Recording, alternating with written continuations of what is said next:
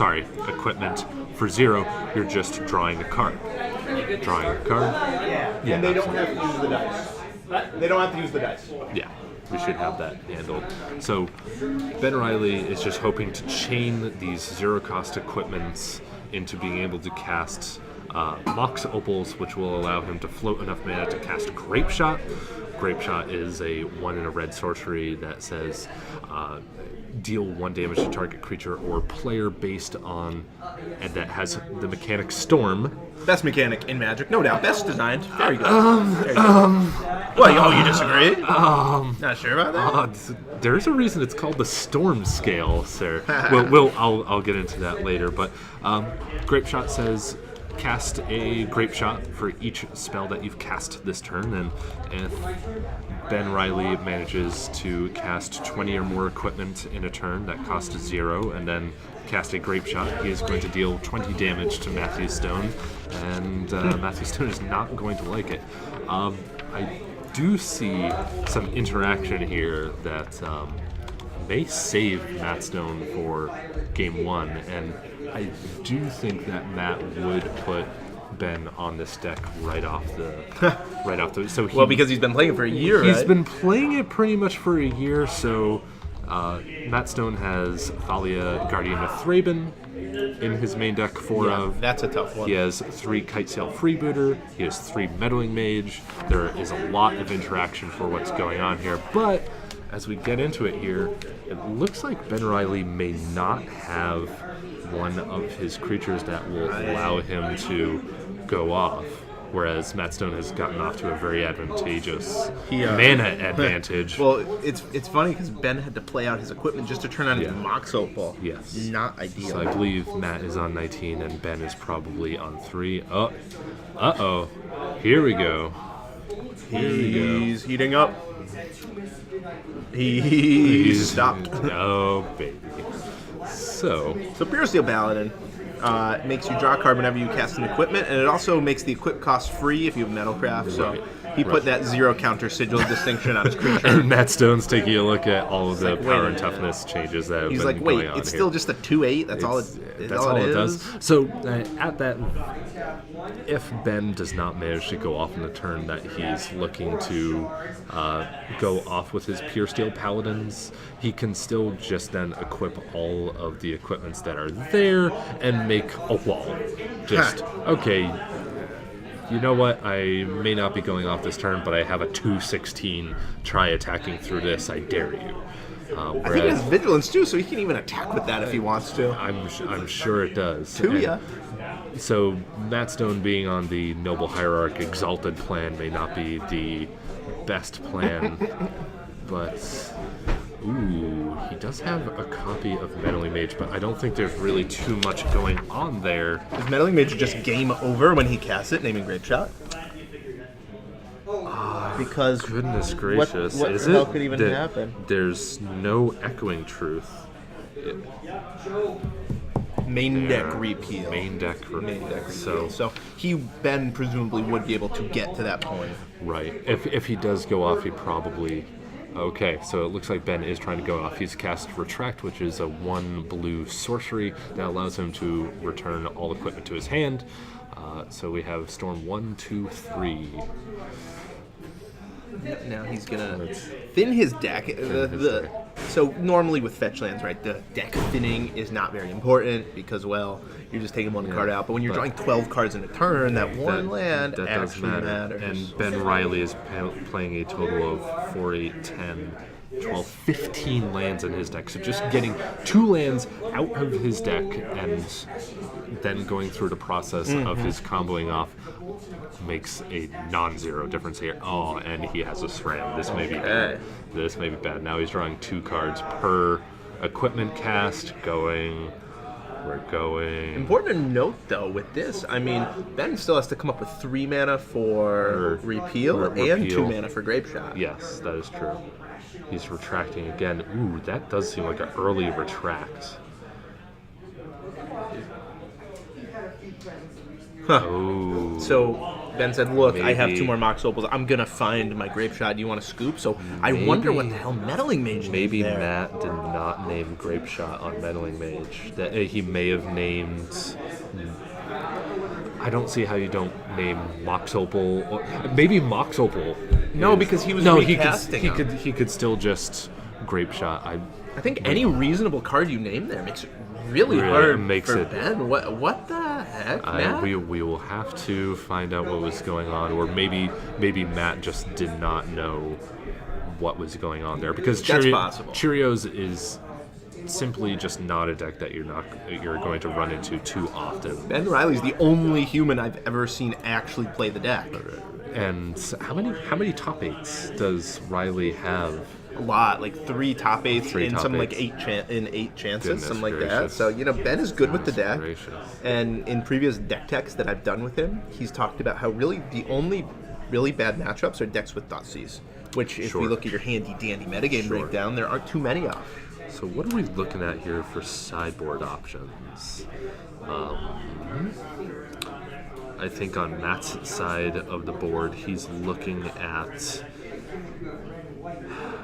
I see 3 Sin Collectors. That seems like a snap in. I see Banisher Priest. Okay. I see Dismembers for that turn 2 Lord or Pure Steel Paladin.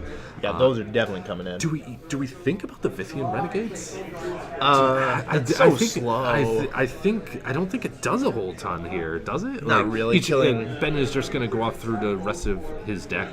The only situation in which it could possibly matter is if Matt is able to Phantasmal Image his Vithian Renegades and then leave Ben unable to float enough mana for his Grape Shots, which sounds like a fringe plan. We'll call it fringe. Yeah, I know. I saw Matt setting in something like 8 cards. So in my opinion, he's probably going 2 Dismember, Renegade, Sin Collector, Mirren Crusader to kill faster. May just want to shoot for the kill, and then in terms of what looks poor from Matt's side of the board, probably Thraben Inspector is not a very high impact card. Yeah, that incremental value is not what you're Not looking there. for in this Kite matchup. Sail Freebooter sort of just gets negated by the fact that Ben is just going to take so many looks at so many different cards. Right. It's weird to find 8 cards that Matt could have sided in and 8 cards that he could have sided out. Right. He might be overboarding a little bit here. Reflector Mage might just be a Reflector Mage is entirely unplayable. You think so? I mean, if you have a vial, like if you have a vial on 3, which I guess is a far cry in its own right, then it's okay. That sounds like an awful lot of turns to give Ben to try to allow for that interaction.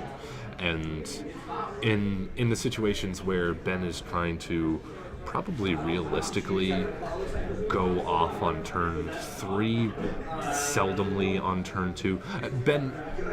Ben has said before that people do overboard and do get too anxious about him going off on turn 2 and possibly overboard on that basis of, oh man, I need to have something going on in turn 2, where Ben goes, I could just play lands and just cast spells, and that allows me to refuel for additional turns. Even if you kill a Pure Steel Paladin, even if you kill a SRAM, I'm just going to continue to draw cards, and we're just going to continue to play the game. The game goes on. You have to kill me. So if you're over-relying on this interaction, you're not killing me in a fast enough manner. Right, they side out their 3-mana win conditions that are heavy hitters, and they don't have a clock. So I do like the turn 1 Hierarch. I mean, that does open up the mana advantage for Stoney to just go ahead and look at what he's doing here.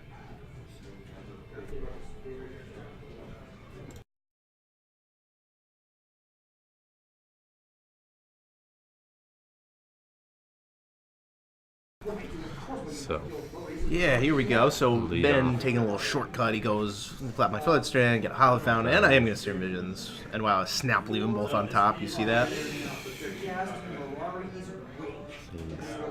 things could be getting broken. Mox Opal, play around Thalia, makes sense. It's more likely that Matt has a Thalia than he has like a Vithian Renegade, but we'll see. Yes.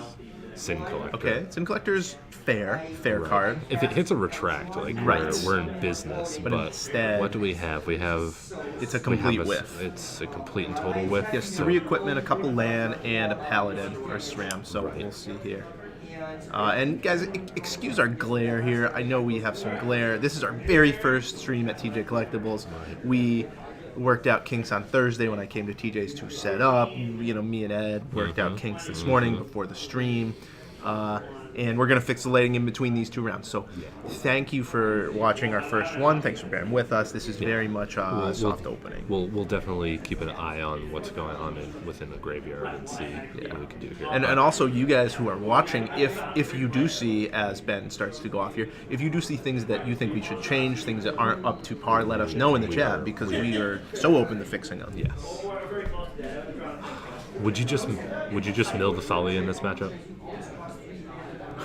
Would you literally just mill to Thalia in this matchup if you're the humans? Thalia. I guess. I mean, this hand that Matt kept, like, you have to have a really good turn too. Either like a counter spell, Thoughtseize, Disruption, and Sin Collector is not. Or maybe Sin Collector is a trap.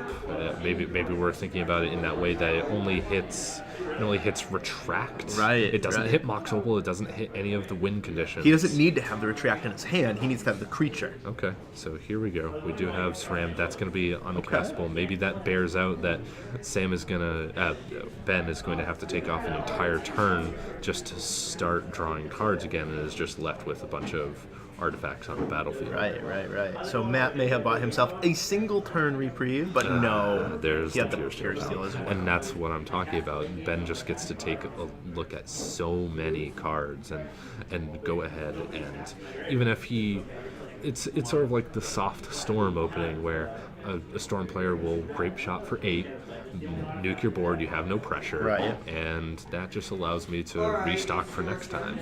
And here's this Pure Steel Paladin just good luck, just chilling out here. It's gonna eat the Sin Collector. Stone talked about attacking at FNM last week, just a day ago, and being able to threaten lethal on turn 3. What have we got going on here? We've got a bunch of 2-1s and 2-3s that aren't doing anything against this Pure Steel Paladin. Yeah. Okay. So that's a real magic card. That's a card that has text in this matchup. Now Ben knew that this deck plays 4th. He has to know that, so he has to be boarding with that in mind. Meaning that he might be boarding in Path to Exile. Possibly. Echoing Truth, maybe. I still think you would bring it in just on the basis that maybe Matt has something wacky. Meddling Mage, Protection. It just, there are a ton of wacky.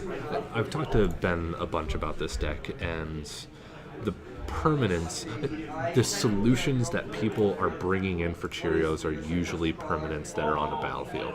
I've played Green-Red Ponza against him. I play a turn 2 Trinisphere. He goes, okay, that's fine. I'll wait for a couple of turns. I'm not dead. I'll just go ahead and Echoing Truth and then go off anyways. So what are the big hits here where cards that you would probably bring in against Ben, like Trinisphere, Blood Moon, stuff like Chalice of the Void, stuff like that. He can just always bring in Echoing Truth, and it's a safe card to bring in against so many of the solutions that people bring, and it just plainly answers Meddling Mage and Thalia. It does. Now this is a really weird board state. You often don't see this with the Cheerios deck. I mean, look at what we have. We have two 8s. We have, whatever that 2/10 rare was from Morning Tide. That's basically what we have here. Again, Sin Collector, Reflect. I mean, 2-1s. Ben has all the time in the world. This is crazy. What is going on? Nothing is going on. Look at this.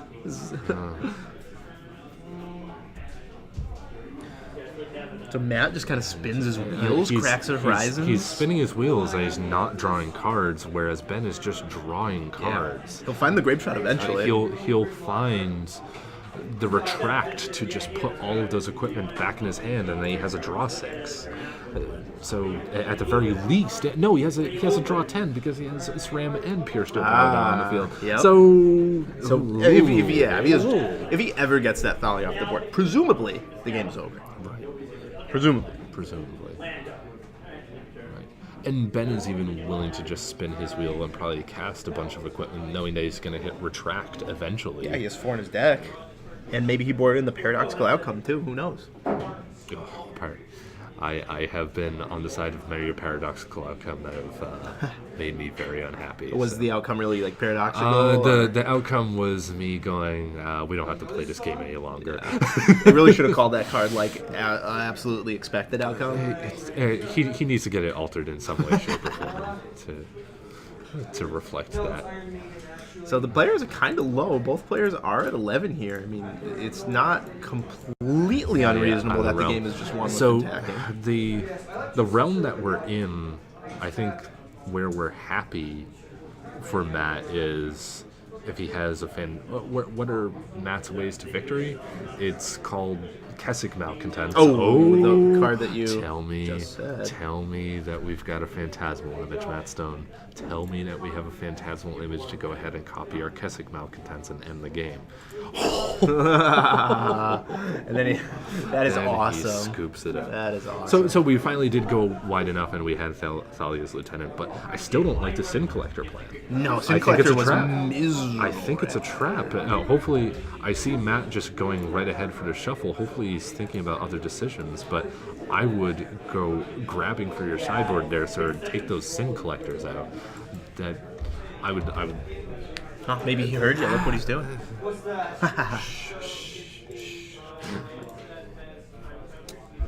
Yeah, let's see. Maybe it gives us a lead into. I see 2 cards, 3 cards.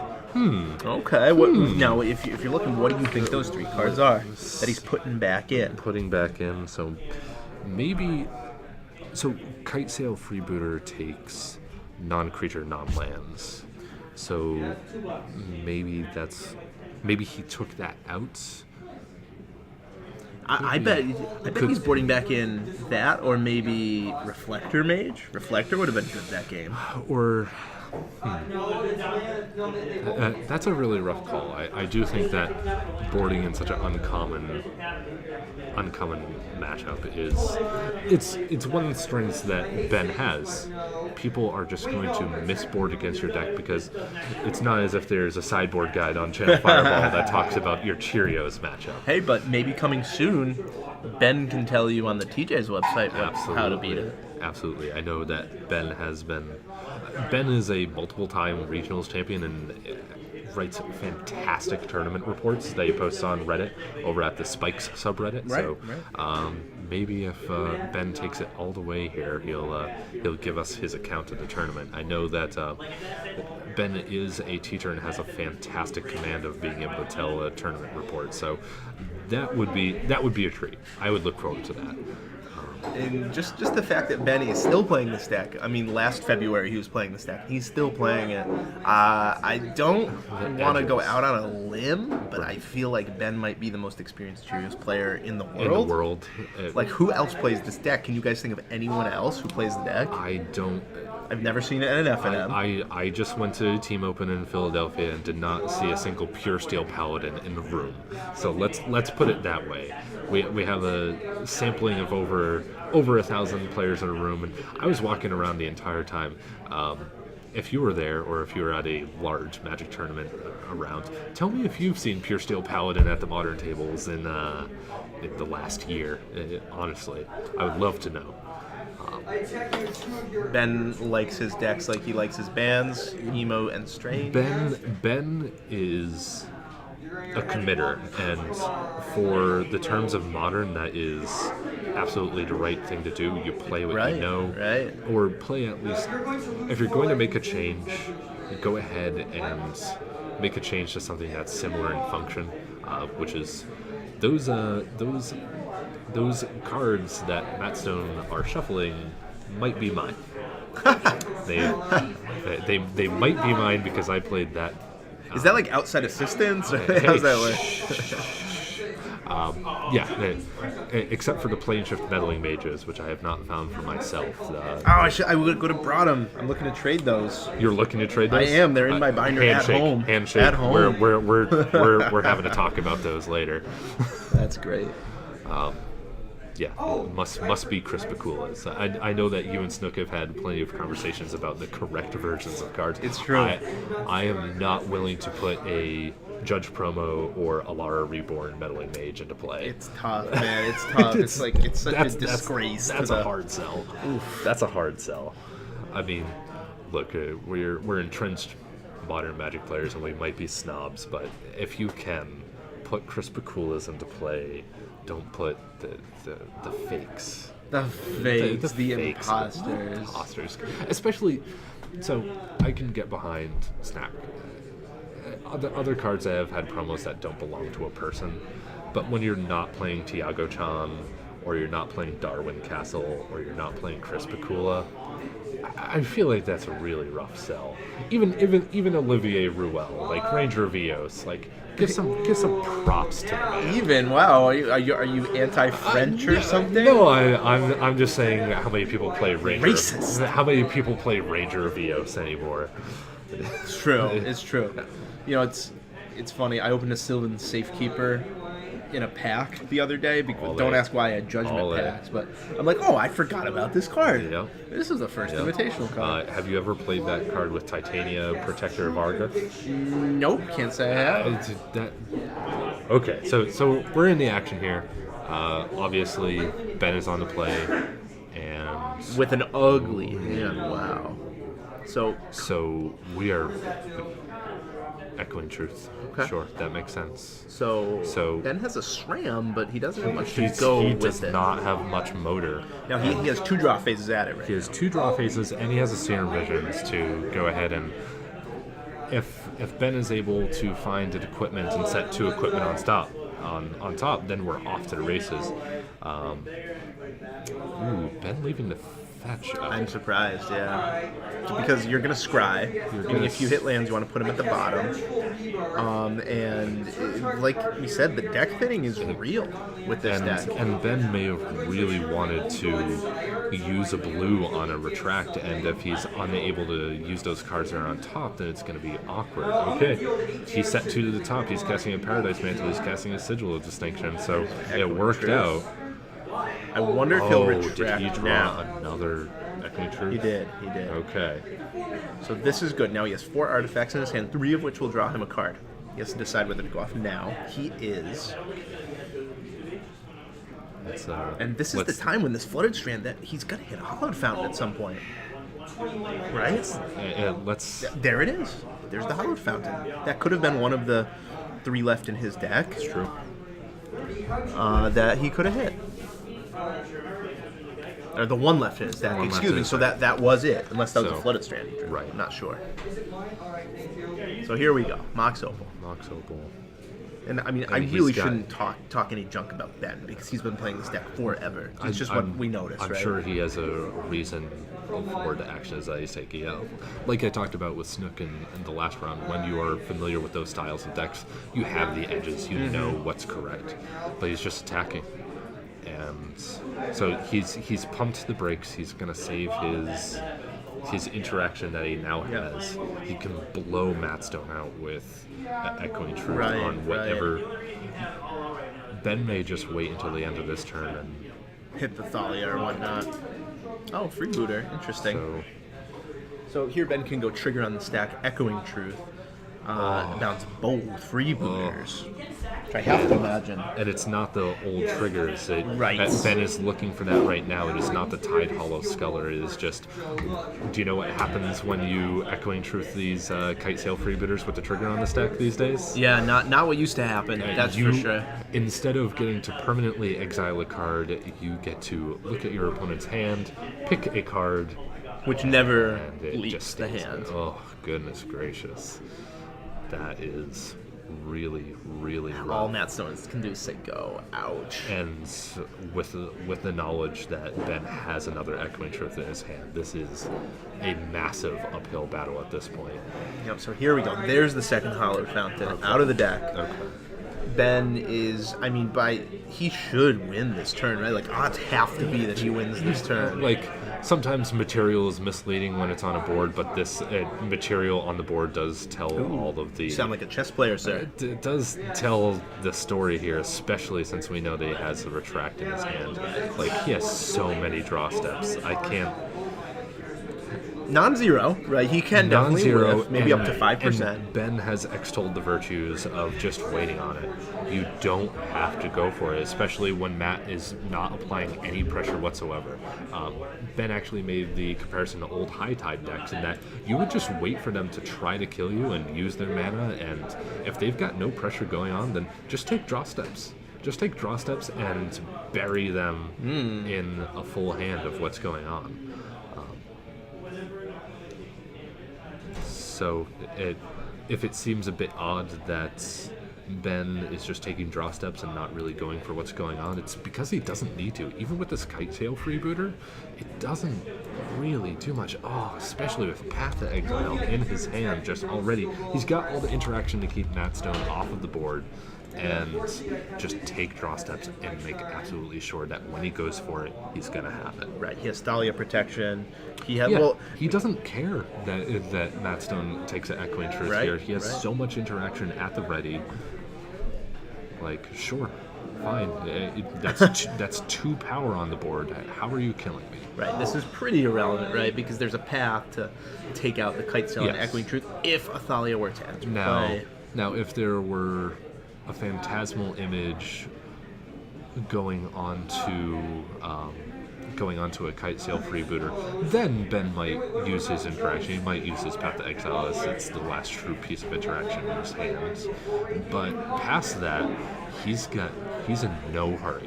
He's in the driver's seat. He could just go, all right, we're just happy with where we're at. Surprising that he hasn't hit a Pure Steel Paladin yet. Yeah, how many? We're probably almost halfway into the deck, I think. At this point, certainly. Ben does have a gigantic number of his lands in play per the ratio of of permanents that are on the battlefield, so that may be slowing him down. But like we said, Ben can just take those draw steps and just keep going with what's going on. Now, important to note, there is only one Grape Shot in the entire deck from Ben Reilly. So, if Matt Stone can somehow get lucky and Sin Collector that... Yeah. Maybe that's the argument for the Sin Collector, in that there is only one. I don't know if Matt would know that. Right. Ooh, yeah, Echoing Truth on Paradise Mantles, so... Is Ben really trying to make this work this turn? He looks like he is. It looks like he is, since he's drawing 3. He has 4 draws, and he missed on the first 2. Okay, there's another one. He's drawing 2. He's drawing 2 because he doesn't have to. He missed. Dude missed. Okay, Serum, one more look. I have seen Ben, and Ben does have Paradise Mantles. If he has both more Serum Visions in his hand. The Pure Steel is summoning sick, though, so I think he legitimately missed here. Ben is very tentative to draw 3 because you do have to have... which one forces to draw? Is it Pure Steel Paladin? One of the two. I would guess the older one, just how they do magic cards I would now. imagine that Pure Steel Paladin probably forces him to draw, so he can actually... Could legitimately mill himself and wants to leave himself with a critical mass of cards to not actually run out of cards. But what does Matt... We're talking mostly about what Ben has going here. Does Matt Stone really have He's anything? playing like 3/3s for 3. I mean, what can he have, right? He's playing all silly creatures in Modern.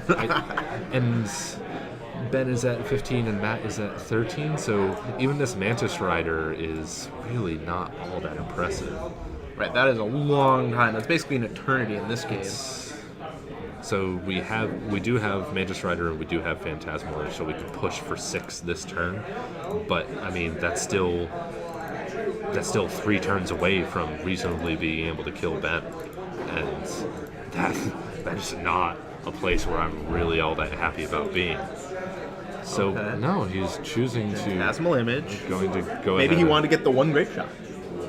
Which, right, like if your opponent draws 12 cards and then can't go off, it's pretty reasonable to think that maybe the combo card might be in his hand. Maybe. See, I'm even more surprised that Ben has Laboratory Maniac in his hand. So unless we were just missing something here, well, he was out of equipment, right? Right. So I think he's. He saw last game. He's like, "Oh man, there was a Sin Collector. I'll board in the extra win condition." Here we go. Here's Thalia. So here's Ben Thalia. Might be forced to go through the whole deck. I mean, Ben does have 5 untapped sources of mana, so it may not make a huge difference at this point, but definitely slow him. It is definitely something to think about. Especially if Ben goes to retract here. He goes to retract. So 2 mana. And the scoop? Okay. I think Stone was still live with the Thalia, wasn't he? Unless I'm missing something and it's entirely possible that we could have missed something there, but that's the match. Ben, I will definitely go to interview both of those players, but I definitely want to see what's going on there. Maybe they had an understanding that if this happens, then I'm just not in a good position. Maybe I'll just go ahead and change the name just in case. So that is the end of the match for this round. Why don't I actually evacuate the booth area for right now? And let's take a look at the board. Oh yeah. Before you go, they are showing us what we've got going on here. So Stone had the Banisher Priest, the Dismembers, the Vithian Renegade. Yeah, it's weird, right? It's like these 3 mana cards. Do you keep them in? Do you board them in? It's like in weird cases, maybe they're good. That's the awkward part about the human sideboard that I found is that every single human that you have in the sideboard is 3 mana. Mm-hmm. So you're relying upon your 2 mana interactions like Freebooter, Meddling Mage, and Phantasmal Image to interact with your opponent in all of the games, including the sideboard games. But these more impactful cards you have to wait against, and that may be your fully against. That's interesting. Sure. So because if there were good 2 mana humans, the deck would already be playing them. Correct. Basically, okay. You're pretty much playing all of your relevant 2 mana humans. Like we've already cut Mayor of Aberbrook from the deck, right? Simply because it getting removed and making combat math that much more horrible is really. It would have been terrible that match. Right. I mean, I get it. So it looks like he may have reboarded out those Sin Collectors, and that seems like the way to go. It seems like a low probability play to just shoot that grape shot out of Ben Reilly's hand. But I will go and communicate with these players and give a summary afterwards. See what went on, and we'll be back soon. Sounds good. Tell Ben his deck's sweet for me. Yeah, absolutely. All right, now that Ed is out of the booth, I can tell y'all how much he I don't think he showered today. I don't know. No, I'm just playing, guys. Ed's awesome. TJ's regular, Titanium regular. This is his home store. Great guy, super nice. Can't say anything bad about him. There he is right there. Ooh, I don't know. He's gonna look like me soon. Look at that bald spot. No. You can come on in if you want. So, trade out Ed, get Chris Tourloukis in the booth. We'll say it's a sideways trade. I won't say trade up. I won't say trade down. Got a good Magic player in our room right here. What's up, Chris? Not much. I walked away from the match that is on the stream because I was watching it live. It looked like the Storm player, or the Cheerios player, scooped when he wasn't dead. You mean the Humans player?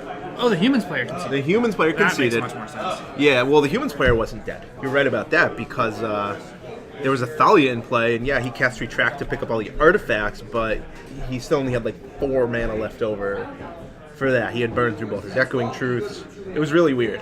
So does he have Remand or anything that lets him reuse the Grape Shot? He has a Revival. He has 1 Noxious Revival. Yep. So, Matt Stone was probably going to lose, but it wasn't for sure. It seemed like a little bit early of a scoop there. But who knows? We couldn't hear the match audio. Maybe Ben was like, dude, like, you're going to die because of this. Maybe. Not Or sure. maybe he told him the card he drew and showed it to him and you could see it on stream. Makes sense. How about you, Chris? Are you 3-0 in this I tournament? am 3-0 in this tournament. Okay. I just played against Blue-Black Mill. Wow. But he's splashing white for Path to Exile, and he, I played Thought Nut Seer on the turn before I was going to win the game, Okay. and he untapped and drew Glimpse the Unthinkable with the Fraying Sanity and played to kill me in game 1. But in the other 2 games, I just picked apart his hand well enough to have time the way. Nice. And what are you playing? Eldrazi Taxes. So, Okay. yeah, in game 3, I had the Tidal Sculler Synergy with the Displacer to just keep him from ever having a draw step, which is pretty good. Yeah, I'd say. We saw you play last month on stream. You played against a really weird deck, which, by the way, just to answer Luxac in the chat and also just promote our YouTube channel, all the recordings from all the previous Titanium events are up there. The channel is Titanium Series. Oh boy, I better make sure that's right. I wouldn't want to lead you to something I shouldn't hear. But anyways, you were playing Eldrazi and Taxes, and you played against a token deck, right? Yeah, I actually played against the same guy round 1. You need to hide the search bar, man. Yeah, and apparently he's been telling stories about my like saucy one-of that I played. Ha! What was One it? copy of Lightning Greaves, and yeah, and yeah, I am. It's recording. That's all right. Yeah. This is a casual stream. It's all good. But anyways, guys, I'm gonna link the YouTube channel in the chat. Here it is. Did not know to name Great Shot in game 1. Yeah, well, 3-0 should be alive, Never right? played against the deck. That was the problem. So guys, we got some tech from Ed Hinton on this. Matt admitted to me that he had never played against the deck before and was questioning whether the deck did win with Grape Shot, and unfortunately named Pure Steel Paladin on his Meddling Mage, and that's what caused his demise in game 1. Ouch! Doesn't the game 1, or maybe I shouldn't be looking at deck list since I'm involved in this event, but doesn't he have other game 1 removal spells? No, he has no Echoing Truth or he has Repeal. He has Repeal Repeal. would have worked. So once he's going up, I think Paladin's probably the better name, right? Because once he's going up, you're probably dead. It's rough. It's really rough. It's tough. Like Ben Reilly says, I look really pretentious in this You're- scarf. But it's cold. That's down what I here. was trying to do, everyone. Thank you for staying with us with our soft opening when I'm all goofy and messing up. Appreciate that. Game 3 with what was going on, and Ben having three draws per equipment and already having a Laboratory Maniac, that was pretty deterministic at that point. The Maniac was in play. He had it in his hand and had Oh, it was visible. Yeah. it was visible through a freebooter. So yeah, those are deck lists.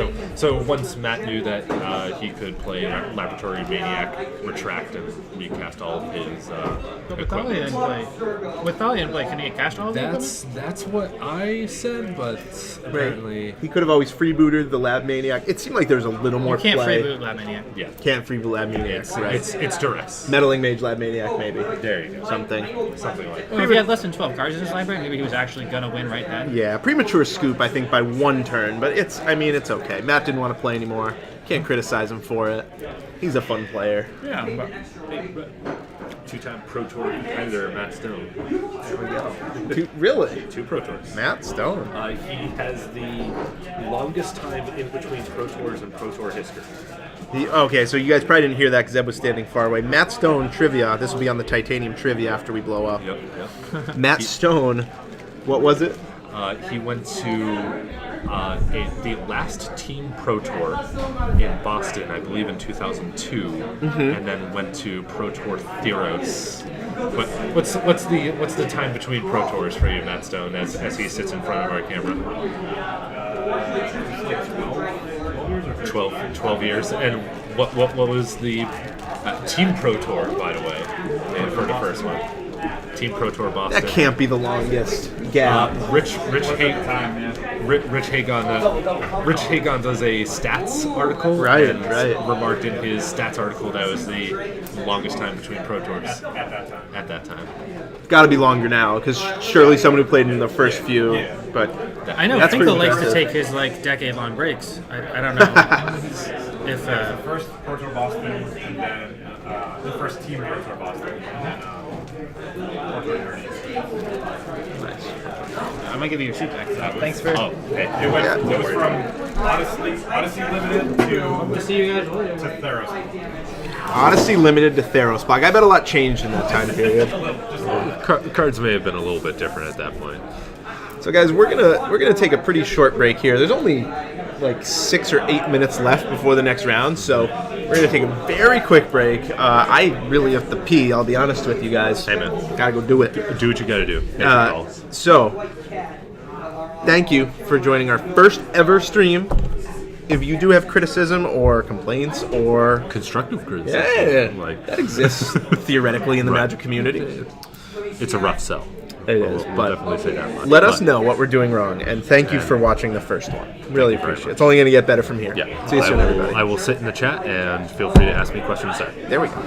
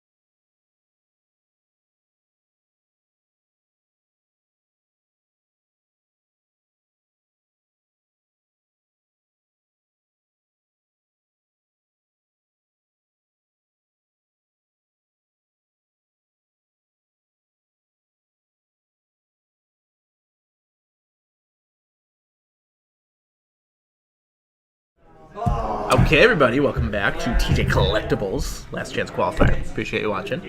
He's Ed Hinton, and I'm Zach Hall. Absolutely. Hey, Or am I Ed Hinton? God, that. Let me check. Okay, I still have no hair. I'm still Zach. It's going. It's going. I'll be with you soon enough. I'll be with you soon enough. We'll both ball gingers together. So, what is our round 4 matchup that we have going on here? Yeah, we have Tourloukis, who was briefly on camera while you were doing that. He's playing Eldrazi and Taxes. A good friend of mine, Chris. He's from the Amherst area. He's playing against Dean Champagne, who Jeskai control. Yeah, he always is, right? We definitely have a couple of standby Snapcaster Mage players, and Dean has put a lot of effort into making his deck very pretty, like the degenerates that we are. Goes ahead and plays his flip search for Azcanta. That is an allowable shortcut within tournament magic. Thank God, because I always do that. And Field of Ruin. Field of Ruin. Oh, we could change our names here. Oh, yep. Thank you. I'll do that. That we could do. But I think we've actually had a surprising amount of impact within Modern from the Ixalan set. Not exactly a set that has lit it up in terms of standard playability. Right. Everyone thought that this set was not going to be very good. But we have the 5-color Humans deck has exploded in popularity, and that's due to Unclaimed Territory and Kite Sail Freebooter and other things that are going on, and not to mention Field of Ruin. Yeah, wow. What an upgrade to Ghost Quarter, huh? Certainly. Just allowing you to sift through your deck, and here we go. Get your Shambling Vents out of here, Tourloukis. You're gonna be able to get. You're going to be able to go ahead and get this. I would imagine. Do we have any basic small pulled in Tourloukis? Just one. There it is. So Chris has played this deck for a long time now. You know, I play test against him when we go to FNMs and small tournaments and stuff like that, because we live in the same area. It is surprisingly good.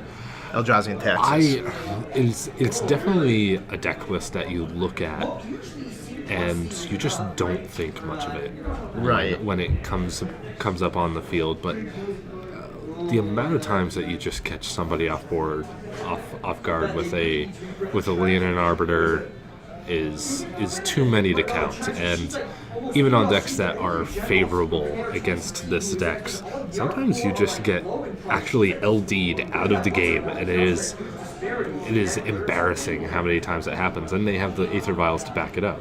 One of the most powerful cards in Modern. I mean, it took like a long time for people to start playing Aether Vial again, but damn, is it good! I'll use an adage from my friend Ryan Leveroni. Would you play Sol Ring Suspend 2 that made your creatures uncounterable in Modern?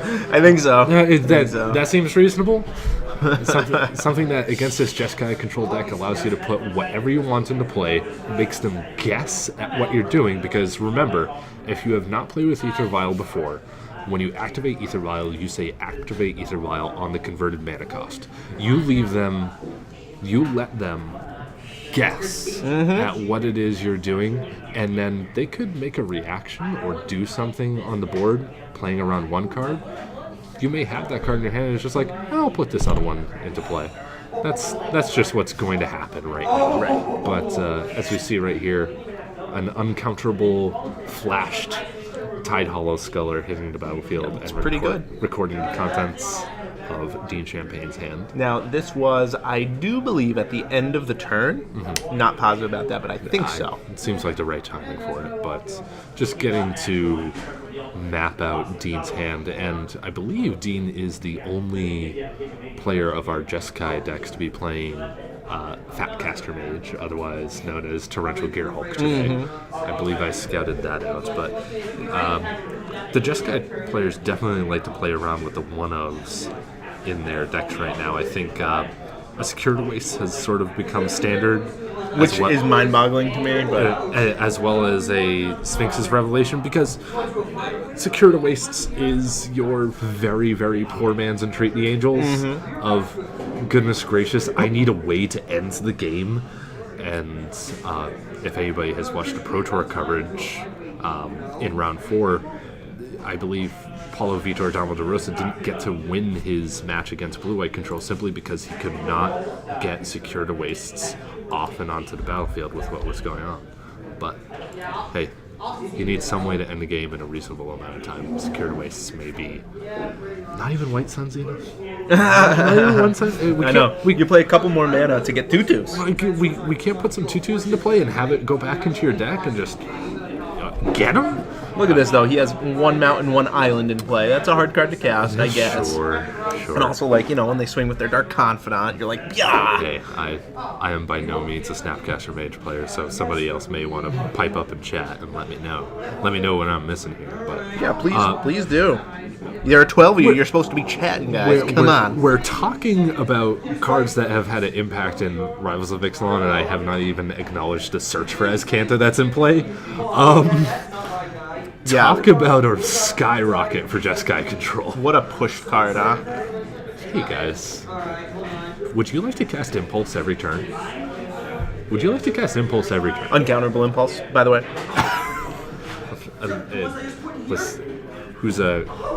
When's the Trick Bind tech coming on in? Does that do anything? Like, it stops it for 1 turn, right? 1 turn.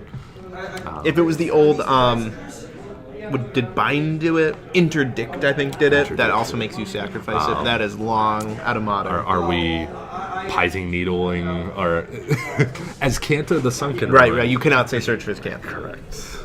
Do not say that. That's a sad time. Now, if you are going to get flame fusilladed by the search for Azcanta, you can say Azcanta the search for Azcanta. Don't do that though.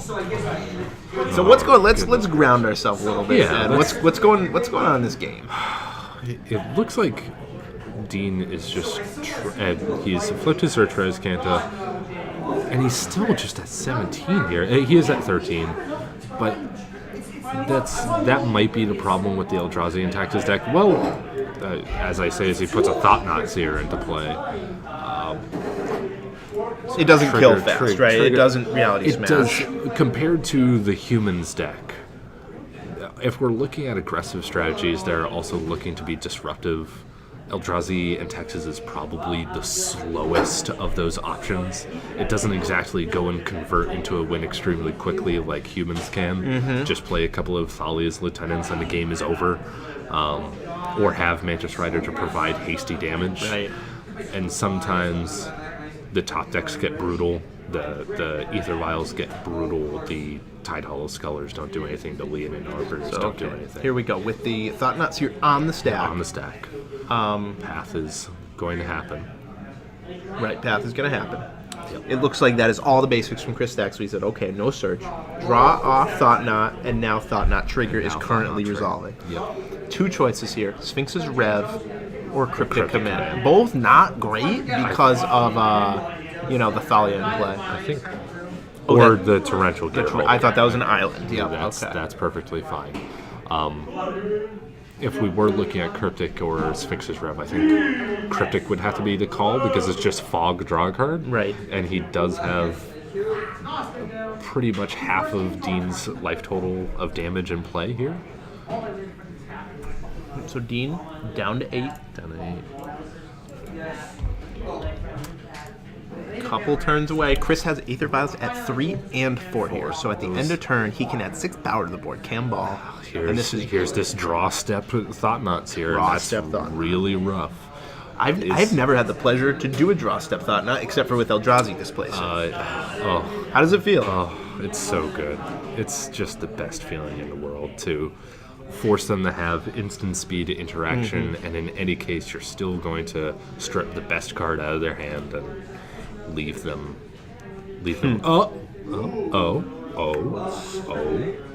Target. Wowie. Target. You get to draw a card, Yep. D-Champagne, and then I would like to take that Cryptic Command out of your hand. Show it to me. Hit me with your best shot. So Dean is waiting with the Thought-Knot Seer trigger on the stack, see if he wants to do anything before he has to reveal his hand. Looks like he is going to fire off that Cryptic Command to go ahead and bounce the Thought-Knot Seer. That seems like really, really bad. the trigger is still going to go off. Right. I mean, not that he had much of another choice, right? Like, what else could he have done? But it's still what Eldrazi Displacer and Thought-Knot Seer forces you into doing, playing incredibly suboptimally. And what has he replaced his hand with? A Logic Knot, which doesn't do anything in Serum Visions, which are going to get clogged up by this Thalia. This looks like a Stranglehold to me.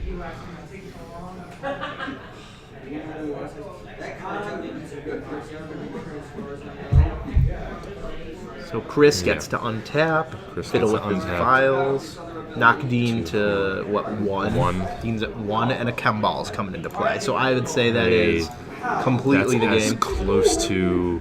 In fact, a I'm Hammerlock going to reset Dean's life total to 20 because there's no card in Magic right now. Yeah,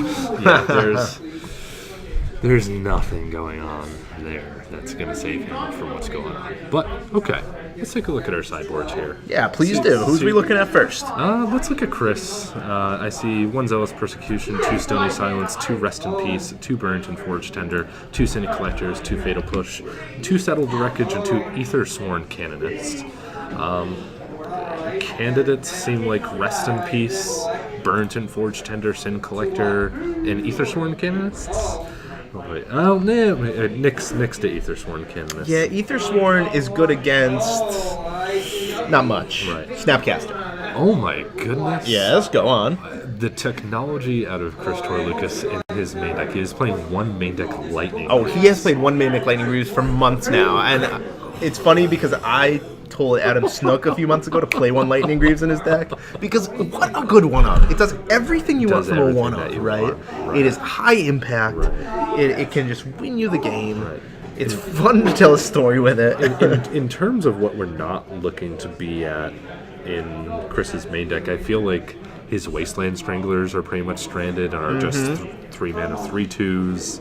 It seems like the rest of what he's got going on is pretty reasonable. So there may not be too much to bring in here.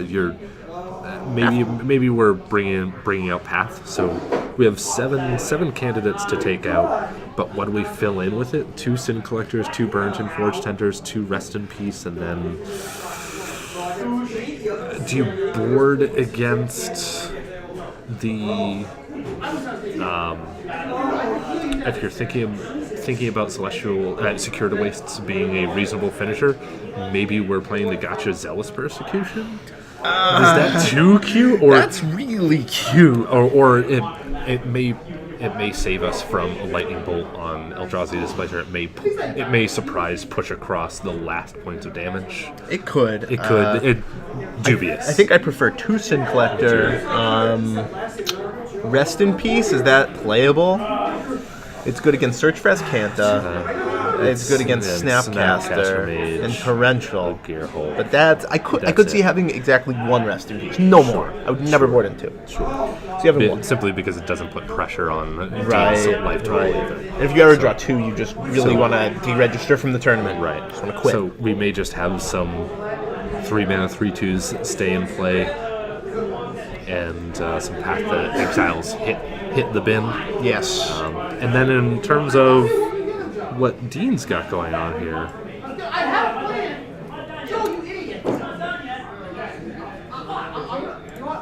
God, there are just a flurry of 1-ofs to search through in Dean's main board. The Torrential Gearhulk, this Cure to Waste, a Spell Snag, a Sphinx's Revelation, and 1 Negate in the main board, along with what he's got going on.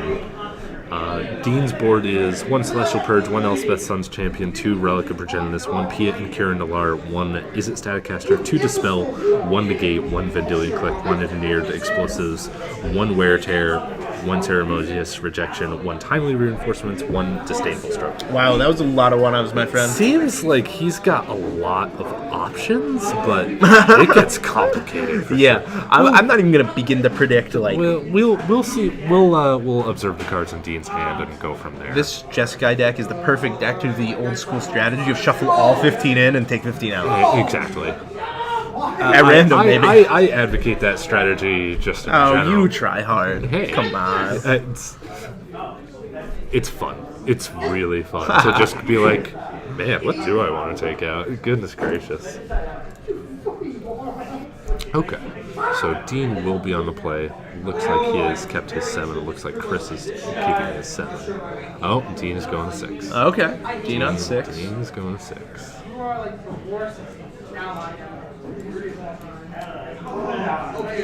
So you have play tested with Chris a bunch on this matchup. Have you run into the Jeskai control matchup a whole bunch? Do you know his feelings about the matchup? Not really. I mean, there are just so many decks in Modern that when you playtest Modern, at least for me, you just go, hey, you want to play your deck against my deck? And you go from there. Like, Exactly. Who has a gauntlet of 20 Modern decks to test against? Yeah, I've got between me and Sam Hammond, I think we've got a dozen decks going at this point. Wow. So, Okay. I mean, some of them are absolute garbage, but hey, that doesn't mean they're not fun to play. Sam Hammond, the judge for this tournament. Sam Hammond's the head judge of this tournament, and judges do tend to love to play weird, strangely interactive decks. Bring to Light Scapeshift high on his love decks. You get to show off all your cool lands in that deck. He has Judge Foil promo lands that have been signed by Therese Nielsen in Gold Sharpie. Well, la dee dee da. da. All right, so Dean on 6 cards, Chris on 7, but Dean gets to play, so we will see if he gets to stick an early powerful permanent like a search or something. This matchup definitely seems predicated on applying pressure early or having a turn 2 Thalia. Oh, baby. Yep. Fetch in response to that. Leonin Arbiter, Dean Champagne. Seems wise. Fetch in response. Yeah, I was talking to Chris about Leonin Arbiter a few weeks ago and how it's just such a weird Magic card. It's one of the unique Magic cards, one of the many, right? The amount of tricks that you get to deploy if you displacer your Leonin Arbiter, Right, then you have two Leonin Arbiter effects, so you have to pay 4 for a search. Because you don't pay on resolution. You don't pay on... But it also doesn't use the stack. It doesn't use a stack, it's just a static effect. And if there are 2 separate instances of the effects, then Leonin Arbiter says in order to search your library, you must pay 2 generic mana to do so. If you have 2 different instances of Leonin Arbiter come into play, then both of those instances apply. Paying 4 mana to fetch your land for your fetch land seems like a rough proposition. And here we go. And there's Ghost Quarter, right? There's that Ghost Quarter. So if Dean ever taps to less than 2 mana, Ghost Quarter is just Wasteland. Right. But Dean also has the Field of Ruin in play, so I feel like it's a bit of a stalemate at this point. No? Wow, Aethersworn Cannon is an interesting sideboard choice by Chris. That is a consideration. I feel like Dean is interested in casting 1 spell per turn. Okay. So we'll see how that goes into things. Maybe it turns off Dean from being able to cast a cantrip and a removal spell in the same turn. Make those sequencing turns sort of awkward to go through. But I do see an engineered explosives in Dean Champagne's hand, and if he has 4th mana source here, that could be all sorts of awkward. Well, he does deploy the engineered explosives on 2. Interesting. Okay, so Chris takes out that blue source. Engineered Explosives pretty strong right here. He would love to have another Field of Ruin, but he doesn't. I would have loved to have seen the second Ghost Quarter from Chris to take him off of the Right. mana to actually activate his Engineered Explosives, but no deal. No dice. So this Explosives will be a 2-for-1 here. But Dean is stuck on lands and is left without a blue source, which has gotta be... Cryptic Command in hand. With Cryptic Command and multiple blue cards in hand, that has gotta be not where we want to be within this matchup. And it feels like Chris does not even... Oh, we're firing on all cylinders. Wow, look at this, huh? Yeah. Dean is completely left within interaction. I honestly think he's so far away from anything that Chris may just take the bolts. He needs multiple blue sources, multiple white sources. He can't even cast his Snapcaster Mage. Wow. This is ugly. This is brutal, and maybe a hand not even Dean's mother could love. For as foily and as nice, Dean is searching for foil Snapcaster Mages. You let me know last night. Oh, okay. If you know a man, let him know. But this is brutal. That lightning bolt did get exiled, and let's see what draw steps. No land. We're just passing along here, and Chris is just firing on all cylinders. Jeez, should I change Dean's life to 9 or 5 right now? Probably 0. He has to draw a path, yeah? I mean, what else can he draw here? There's nothing else that's going on that even seems to be remotely relevant. Dean may just be getting rolled over in this game, too. Yeah, Chris looking like he's Just swinging cruising. for victory here. 2 more draws. And while Chris hold his other thought knot. What's he worried about? I could honestly just see deploying again, and because the only way that Dean gets out of this is if he rips multiple paths, right? Yes, I think so. Like, what other cards can he even cast to victory? here? Right. Paths to victory. That's why we keep you around, Ed. God bless you. God bless you, everyone. Everyone.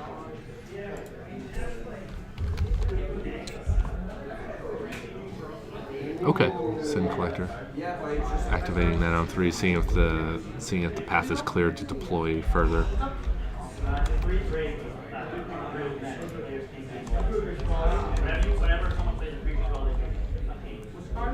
Revealing more cards in his hand. There's a Flooded Strand, there's Lightning Helix, and another completely, massively uncastable Cryptic Command. Yeah, wow, look at this. Flooded Strand brings him to 4, 20% of his life total. Goodness. I think I did see a Wasteland Strangler in Chris's hand.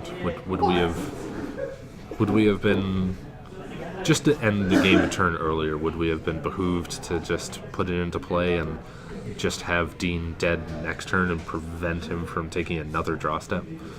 Yeah, I don't love how Chris is really playing this one out. Playing this really conservatively when he just has creatures in play that Dean has to answer immediately. And knowing that he's so far away from casting multiple 4-mana spells in his hand, it feels like you just cannot risk Dean getting to 4 mana and maybe just having drawn lands and Supreme Verdict. Right. I mean, like, yes, Wasteland Strangler does combinate. Listen to me. It does combo really well with Flicker Wisp and Tide Hollow Sculler. But it's just 3 power. It's just 3 power. Right, it's 3 mana, 3/2. Sometimes you gotta play your 3 mana, 3/2 out. Waiting for the most value when you've got your opponent stuck on lands may not be what we're looking for here, but let's see how it unfolds here. Okay, there's the Hallowed Fountain. Dean is at 4 and doesn't have lethal this turn. He's just going to attack for another 2. And did Chris leave his Aether Vial on 3? He did. The Aether Vial's on 3. Okay. Just going ahead and casting the Thought Knots here. Right. At this point, I think Dean can't win, right? Like, as much as we can talk about how Chris played the game, how he played it out, Dean was just so far behind. It would have been ludicrous to have thought about the combination of draw steps that Dean needed here. It was going to be rough. Mm-hmm. But just because something works does not mean it's correct. You could certainly debate with Chris later about my set of plays. Chris is a debater. I'm sure we will. I'm sure we will. I invited Chris over to a bonfire to my house once as he extends the hand, and we got into a heated debate about Star Wars. I think it was about Rogue One versus The Force Awakens, to the point where my roommates who had never met Chris were really uncomfortable. We're done with the proceedings of what's going on here. Really uncomfortable with Chris's debating. We'll debate later. We'll debate later. No doubt about that. I would love to. I'm always willing to be proven wrong. I'm willing to throw out the first thought and watch the melee that ensues. Oh, that's what I did. I was leaning back that night. Just, whoo, baby. Let's drop a match in this fire pit and see what happens. Exactly. So Chris Tourloukis goes to 4-0, possibly locking up a top 8, depending on his pair up or pair down next round. Dean Champagne's still very much in it. He was 3-0. Now he's 3-1. And Dean, you know Dean a little more than I do. Yes. Dean seems like a very competent player. So there are a lot of Jeskai players that I see. So my main complaint is when Jeskai control players especially lean on their laurels and think that they have control of the game. When in Modern there are so many sequences in Modern where you can be dead in 2 turns. Right, when you don't even know it, yeah? You need to turn the corner and start winning the game. Dean presses his advantage very well with what he is doing. Wow, that's really specific praise. You clearly watch Dean play a lot. Yes. He's a veteran of a lot of the more Western Massachusetts game stores, but he started coming around here for TJ's Modern Friday nights at 7. Okay. $10 entry with ludicrous prize pools. Our 4-0s we prize out in match points, and we prize out half a box. Nice. If you went 4-0 last night, you could pick up. If you went 3-0-1, so you get to your 4th round, you just choose to split. You're tired after your 3 rounds of Magic. You just want to go home. You walk away with half a box of packs, or 24, the equivalent of 24 packs of the newest standard set. So Dean has been coming around more often and has definitely been giving us a class on the Jeskai lists.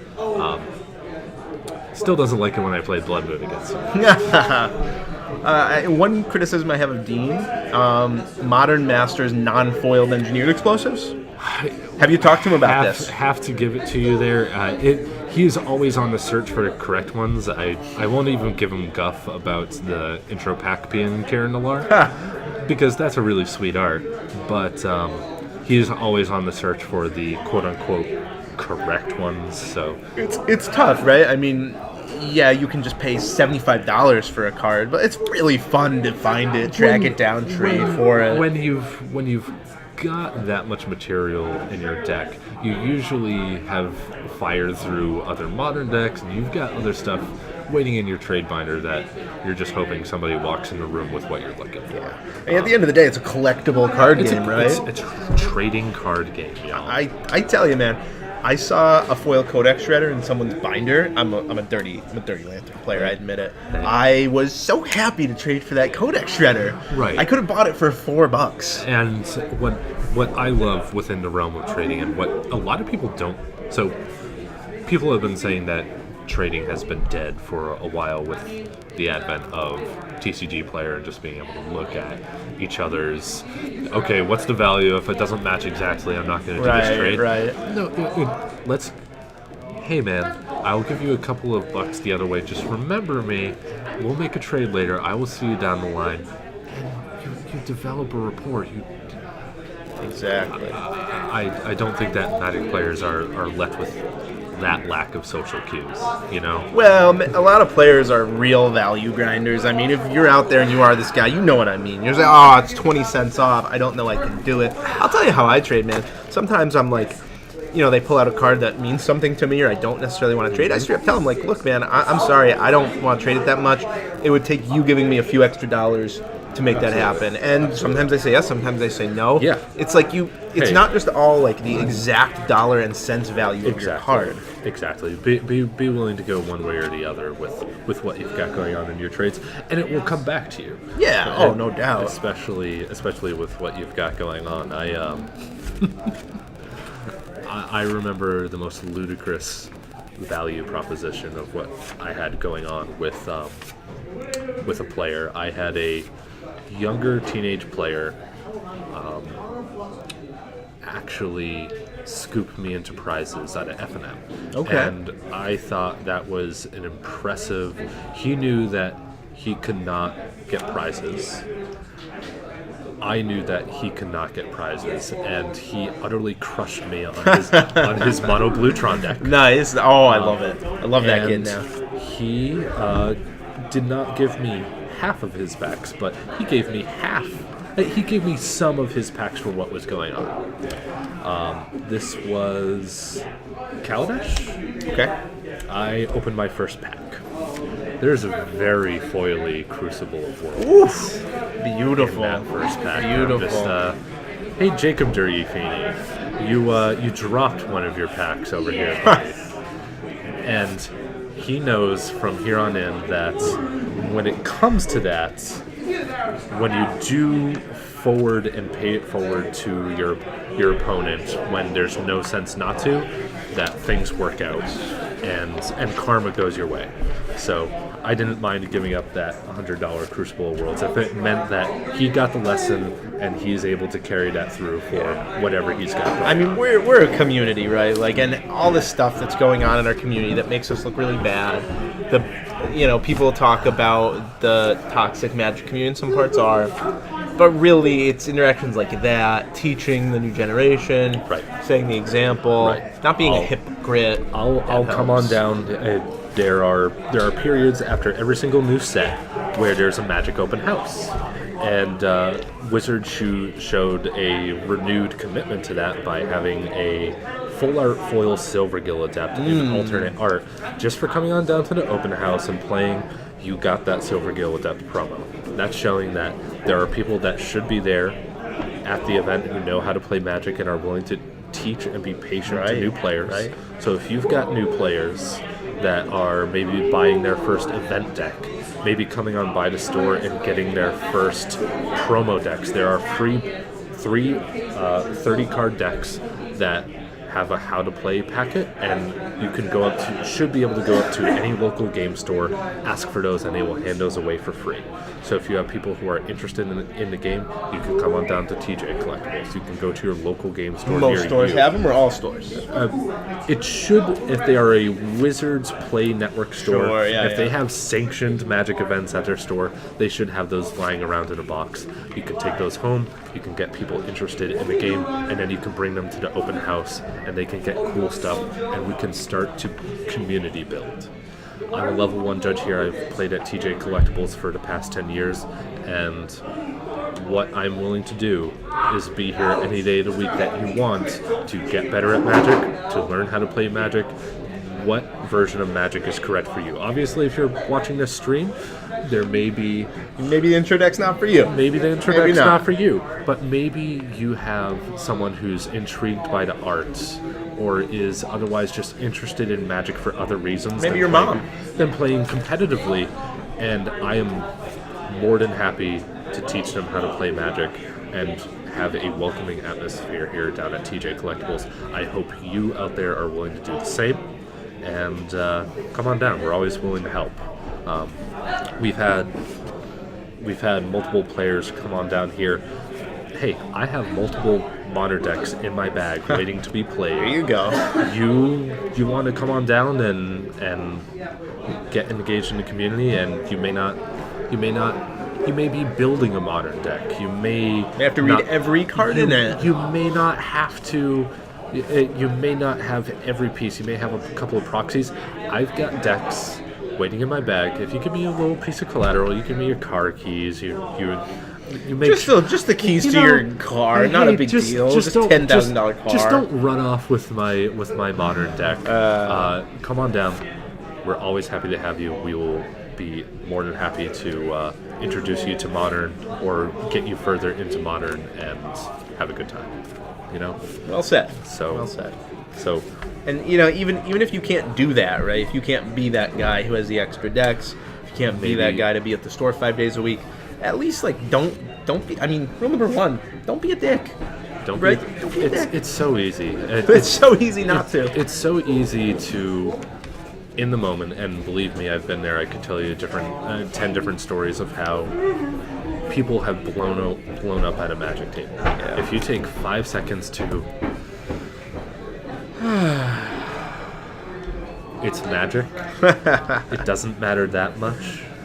It really doesn't matter that much, and you at the end of the day being able to have a good story where you overcame something, and maybe that transfers to maybe you have more resilience in other parts of what you're doing. That's where you should be at. So that's like level 0, right? That's like bare minimum. don't be a dick. Right. Also shower. Deodorant. Okay. Deodorant. Okay. Maybe more Deodorant. important. But like level 0, don't be a dick. Yeah. Level 1, don't hang out with people who are dicks. Don't hang out with these people who are jerks to the Because community. Who you scam people. learn patterns of behavior that you don't even know you're being a dick, but It just happens. Level 2, call people out when they are. Just, it's that, and that's the hardest thing to do. I still struggle with this. A caveat to that: if you run into that in tournament Magic, let me, the judge, know first. Sure, And we will come to a civil agreement about what should be done. Are you trying to say I'm not supposed to be like, hey, why don't we meet outside, huh? There have been a couple of bare knuckle fights at TJ's in the past, but that's. You let Thomas Shea fill you in on those stories. Those are a long time ago. Right. There are no bare knuckle brawls. Don't come for Fight Club at TJ Collectibles. Not during business hours anyway. Certainly not. Certainly not. Maybe at Applebee's after that. Oh, wow. That's where we're solving our differences with. Really, with all the good restaurants around here, you choose Applebee's? You gotta eat good in the neighborhood, baby. That's what's open at 11 a.m. See ya. Hey, if you can tell me a good restaurant that's open at 11 p.m. on Friday after a TJ's F&M, let me know. I sincerely hope you can let me know that there's something better going on than the 99 or Applebee's. Because, Zach, I would love to be eating better than eating good in the neighborhood. Yeah. But half-price appetizers are a hell of a thing. So I wanted to ask, you're talking about TJ Collectibles. Yes. Your home store. Yes. How many viewers right now? All, let's see, 17 of you. Thank you for watching, by the way, our first stream ever from TJ's. How many of you are from this area? How many of you have been to TJ's events? Let us know in chat, because I'm always curious at these tournaments. Let me check my phone. Let's see if when we stream, right? Like, who is watching from California? Who's watching from Europe? Who's watching from the local area? Because we tell stories about these local players, which if you're from California, you maybe don't really know these players. So I always wonder how many of these stories should I tell about the players? What do you guys like to see? Would you rather us just talk about the interactions that are on the table? Do you want to know player stories? Do you want to know more about the metagame in which we play in? I can definitely tell you. Did you just get an Applebee's ad on Twitch? I did. Google's watching. Wow, y'all. that's really scary. Google's watching, y'all. That was legit an Applebee's ad. Let me move over into the. Looks like I'm a little off kilter on the. Yeah, with and everything that's going on. Speaking of our first stream, thank you for being patient. This camera, I know it focuses on my hand pretty well. Shout out to my sister for buying me this nice watch. Thank you, Katie. But it does not focus on us back here really well. One of the problems which will happen once and never happen again, because my motto is never make the same mistake twice. Certainly. Could I extol you to put that charger in for me? Exhort me. Exactly. Extort? Do we Exhort. Exhort. Is it exhort? I thought it was extort. I think it might be extort. Exhort's a word. Gotcha. Iburakema, it's quite a trip from Germany. Quite a trip to Germany. Yeah. Hey. Welcoming bunch of guys though. We if you Iburakema are out there, if you know a good line on German blood moons, let me know. Because I'm a Ponza player. I have some FBB German Stone Reigns. Okay. Picked up some 8th edition Blutmanns. Nice. Nice. How many more do you need? I need 2 more. Okay. I need 2 more German blood moons. Foil or? We're fighting. This will save you a lot of money. When you are picking a deck, whether you want to go foreign or you want to go foil, you go one way or the other. You don't go both ways. Don't go both ways. Well, aren't you an old school thinker? It's 2018, man. You can go both ways if you want to. If you want to pay 5x the cost of what you want in terms of what's going on. Unless you're a legacy player and you're just entrenched and you have multiple bitcoins lying around at your home. Hi, Nick Furno. Then that's a dicey proposition. butts. I was at a store in Connecticut. I forget the name of it. It escapes me. I was there for a PPTQ, and they were going out of business. This was the store's last tournament. Sure. And I'm sorry, not Connecticut, but northern Massachusetts, wherever it was. It was in Was this Leominster. recently? Yeah, it was in Leominster. Phyrexian Games. Phyrexian Games. That's right. Rest in peace. They were going out of business. Yes. Just closed 2 days ago. Yes. Everything was on sale, right? So there were German Judgment packs. They had like 30 out of the 36 packs German Judgment. So I've been slowly opening those. And it's a lot of fun. Like I'm just like, wow, if I open a foil Mirari's Way, I open a foil German Cabal Therapy, I am just so happy because the packs were less than half price. Yes. It was awesome. That's the time to go for it. But I haven't yet. I'm slowly. I opened a foil Das Wunder. That was pretty cool. Wonder? Yeah. Oh my goodness. The title is Das Wunder. Wonder. Favorite card in German. Blitzschlag. Wow, it's a fun one to say. That's lightning bolt. Blitzschlag. Blitzschlag. Yeah, you can see that. This one's a giveaway, but Jace Wunderkind von Vryn, the Wonder Kid from Vryn. Nice. So, I don't support Blood Moon players. Come on, come on. I only played him on turn 2. It's not turn 1. It's not Gemstone Cavern. It's not Gemstone Cavern. Draw step, play a mountain, play a desperate ritual, play a blood moon, aka Ray Karkman. Not full on Ray. Yeah. If we want to talk about the invitational players and having a deadlock on what we think they're bringing, I think there is no other soul reading lock than Ray Karkman on a blood moon deck. I think so. I think they'll have Gemstone Caverns. Definitely. We do have that invitational in 2 weeks. I will be competing, so unfortunately, if you like the dulcet tones of my voice, unless we're on the hard 03 drop, there'll be prizes. I mean, you'll have to keep fighting unless you want to take the bare minimum prizes. Yeah, so, but everyone listening, the way the invitational works, 32-person invite, right? 5K tournament, if I'm not mistaken. So,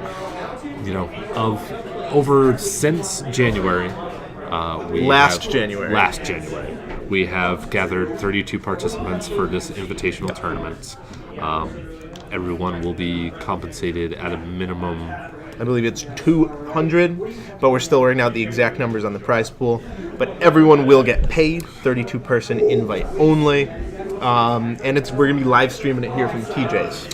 Wilder Nakata. Burrikum makes the point that Wilder Nakata is pretty great. That's pretty great. I agree. I only wish there was an FNM promo Wilder Nakata. Sure. Regardless, we do have the invitational coming up, and apparently Adam Snook might have an article about guesses and play styles of the competitors in the works. I know that he's been scouting our FNM for the last couple of weeks, and he's just like, I'm just gonna get it all wrong. I'm just gonna get it all wrong, and it's gonna be great. But you could definitely put me on a turn 1 Mana Dork or a turn 1 Aether Vial sort of guy. I mean, it's funny because you bring up a good point. A 32-person tournament in a format like Modern, which generally people play the same thing over and over and over, and the format rewards you for playing the same thing, you can kind of accurately predict what maybe 10, 20 of the people are likely to play. And then you might get too far going down a rabbit hole there of maybe people don't bring their typical deck simply because they think they might be unfavored versus the typical field of players that there might be there. But I would still encourage any competitors who might be watching, bring what you know. You're not going to run into play patterns that you go, oh, I don't know the right line of play here. Count on me to be on an aggressive, disruptive deck. I won with Bant Eldrazi because it plays Thought-Knot Seer on turn 2. I just played the Humans deck to a pretty good finish at the Team Open, and guess you have Meddling Mage and Reflector Mage. And you'll know what to name because you're going to know all the people in this field, what their decks are doing. Exactly. Count on Nick Furno if he can get... I really hope he comes to one of the qualifiers and gets in because he's our best Tron player. Okay. And There already are a few Tron players qualified. You have Joe Definitely. Horton qualified. He was letting the cat out of the bag. He placed 9th place in the Classic with humans. Oh, so maybe not a Tron player anymore. He was taking advice from Mr. Jonathan Razum on also qualified with the humans deck and made the change to a couple of Thraben Inspector and a couple and more Kessig Malcontents in the main deck. Hell of a card. Hey, who knew Shaman of the Pack on humans was going to get there within Modern? But I think there's going to be a ton of interesting competitors. I think our metagame is going to be very fun to watch for that. I can't wait to cover that tournament. It's really going to be fun. Yeah. I'm really, not only from the perspective of it's just a 5K tournament with 32 competitors, right? It's going to be a heck of a lot of fun because I think the types of players who are going to be there are good-humored, will have a bit of fun on stream, and just have a heck of a time. So we hope that you tune in then. Yeah, that's February 18th, Eastern Standard Time, starting at about 10 a.m. Only 32 players. Yep. We'll see when it actually ends up starting. 9:45. Punish the oversleepers. We might give a little bit of time for our people who need their Dunkins in the morning. Exactly. People who need their energy deck drinks in the morning. So, but guys, standings are going up for round 5, so we're not even going to take much of a break here. I am going to go check out the standings. I'm going to do some investigation. I'm going to let you handle this. Don't talk too much bad about me. I'm once you get past my exterior, I'm not that bad. Don't talk too much. You're going to be able to rewatch the broadcast, and you know where I live, so I better not talk too much trash. So, round 5 going up in just a couple of minutes, and we'll get a feature match to you. Anything else? Iburakima, Ubermere, Zack, Supermere. I'm coming up with a blank on that one. That must be Goldmere. I don't know. You let me know in the chat and see what's going on. So, with what we've got going on here, guys, 5. He just went upstairs. I'll grab these. Okay, Jenny, Reinhardt, Michael Ferguson. Does anybody want to see a mill matchup? Evan White House. Oh, right. Reinhardt. Man, these matchups are brutal. Get me table 3. Thank you very much. We're going to have Esper Mill coming on board for our match, because unfortunately I think a lot of the matchups that we had weren't necessarily going to be too interesting for a camera matchup, but we've already seen Mardu Pyromancer versus Tron today, and that is pretty gigantically favorable for our Tron opponent, as well as Humans versus Dredge, which is pretty drastically in favor of Dredge as well. So I am hoping a mill deck on camera and watching some interesting angles of play will be interesting to you. So let's see what we've got going on.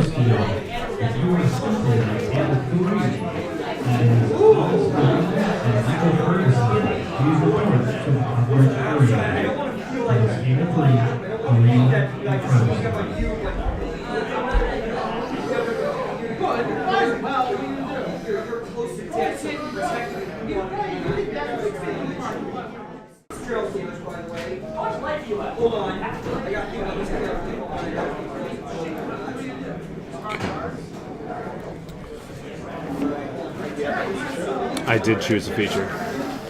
All right. I chose Thomas Arena on Esper Mill, and I have unfortunately forgotten the other players. So wait, Esper Mill still in contention? Esper Mill is 3-1 at table 3. Okay. So, I believe as we sit down here is... Yeah, Sammy will be bringing us some deck lists real soon. So we're going to have some pretty decks that are looking to do some pretty spectacular things here. We're going to have Michael Ferguson okay. on Blue-Red Breach. Yeah, Michael. And we're going to have Thomas Arena on Esper Mill. Wow. Because those are some goldfishers right there. The rest of the matchups, we had Mardu against Tron. Not a winner to watch. Dredge against Humans, and then another matchup that was not going to be interesting in the slightest to watch. So we have Michael Ferguson on the left on Blue-Red Breach, and we have Thomas Arena on Esper Mill on the right, both at 3-1 at table 3. That is correct. Have you taken a look at all these different variants of Blue-Red Blood Moon decks that have been going around? Yeah. You know, blue is the most popular color to pair with red for Blood Moon, that's for sure. Certainly is.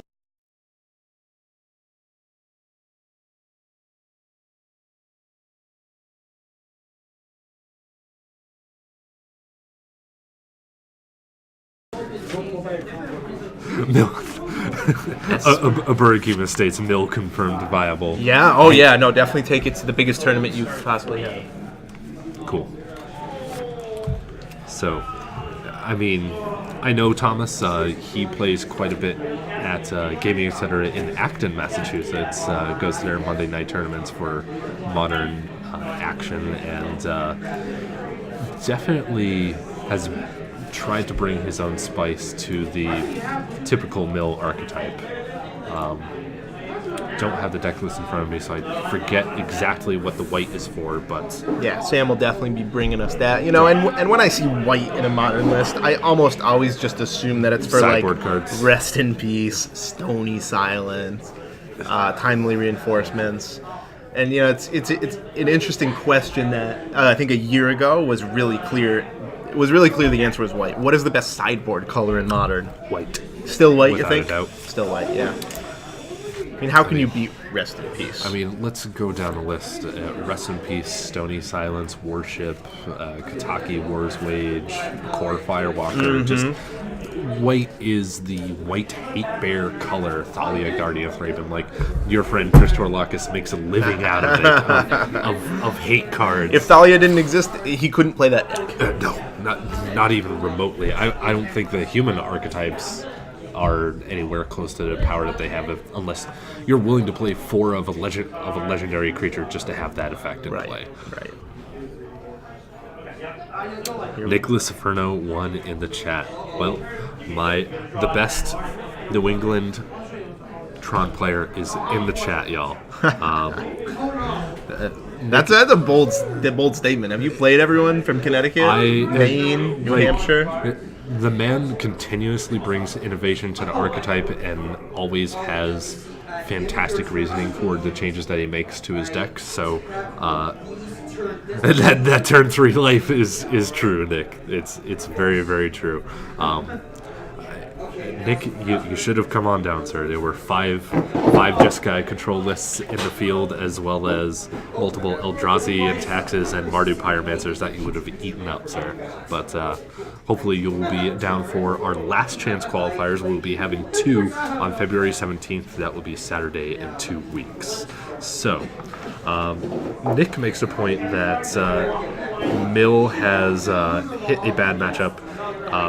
He's got to surgical Emrakul the Aeons Torn on the shuffle trigger, unless he is so. Very true. Very true. Mike, I believe, if I remember his deck list correctly, has 3 Emrakul the Aeons Torn in his deck. So if at any point Thomas mills into a Emrakul, he's going to have all of his work undone in one tidy shuffle trigger. So presumably, game 1, and we are still waiting for those deck lists. Yes. Judge Sam has much more important things to be doing here as the Swiss wraps up. If he does hit that Emrakul, man, that's going to be tough. We have to hope that he has some Surgical's main, so the game's not just over.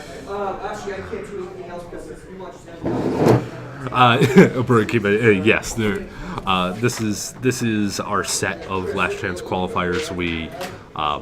This is 2 weeks before the tournament, so all of the Titanium Challenge series. We've had monthly challenges and quarterly Titanium Plus events that we had schedules, and we had a couple of more. We had a couple of slots that were being left off to decide. A couple of those were in the air as to whether we were going to award them based on points accrued through match totals or at-large bids.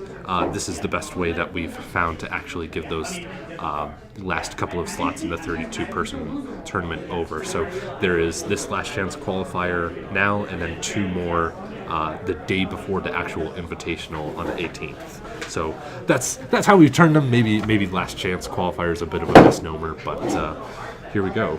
Penultimate last chance qualifier. Exactly. So good news. Thomas Arena with his mill deck has 4 main deck surgical extractions. That seems like the life we want to live. That is aggressive, and I love it. This is especially. You have to be pretty scared if you're Tom right now. Be like, holy, what is my opponent doing? We're already sweating bullets at this point, right? We're seeing. If we're seeing blue and we're seeing Blood Moon, we're thinking about Through the Breach, right? It has to be something that immediately hits our mind if we're working with deck knowledge. So I think of a couple things when I think of that. I think of Through the Breach, and I think of Kiki-Jiki. And Madcap Experiment for Platinum and Period. Right. There are a couple of different flavors to the blue-red to the blue-red Blood Moon decks, but it's definitely on my radar, and maybe I'm being very, very careful about how I proceed. Or maybe do you have any room to think about it? Do you just Mill is a burn deck in a way of speaking. You're just looking to fire through the 53 cards that Michael Ferguson has left in his deck. Do you just start firing away and try to ignore the fact that Emrakul the Aeons Torn might exist? Yeah, I think you have to. I mean, until proven otherwise, like, what a ridiculous thing to think about. Ooh, an arena firing off a surgical extraction. Yeah, and look at this. Tom sees the Emrakul in Mike's hand. I think that's an Emrakul, yeah. It's definitely a devoid card, whatever it is. Yeah, that definitely seems to be a Emrakul the Aeons. That might be the RPTQ Emrakul the Aeons. I would guess Mike Ferguson has played on a few RPTQs. Yeah, definitely.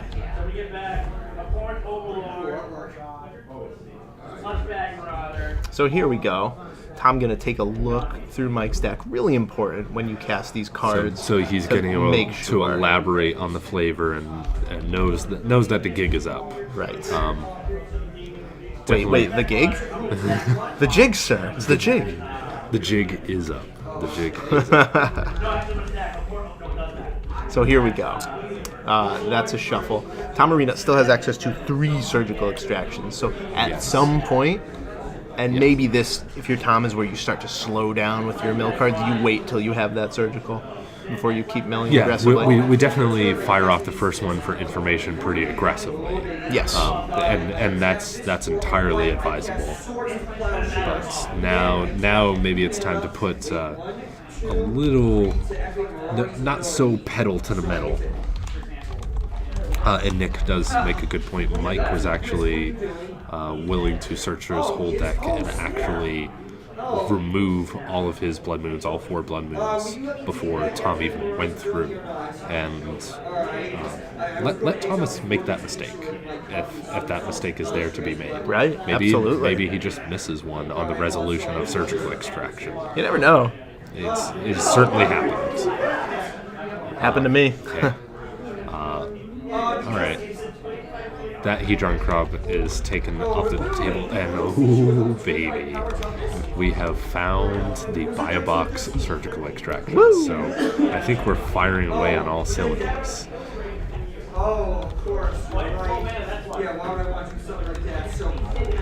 So let's, as we're going through this action here, what is Blue-Black Mill has been a archetype, something that exists, But as I say it, Thomas Arena sort of brings the new spice to the table, fraying sanity, and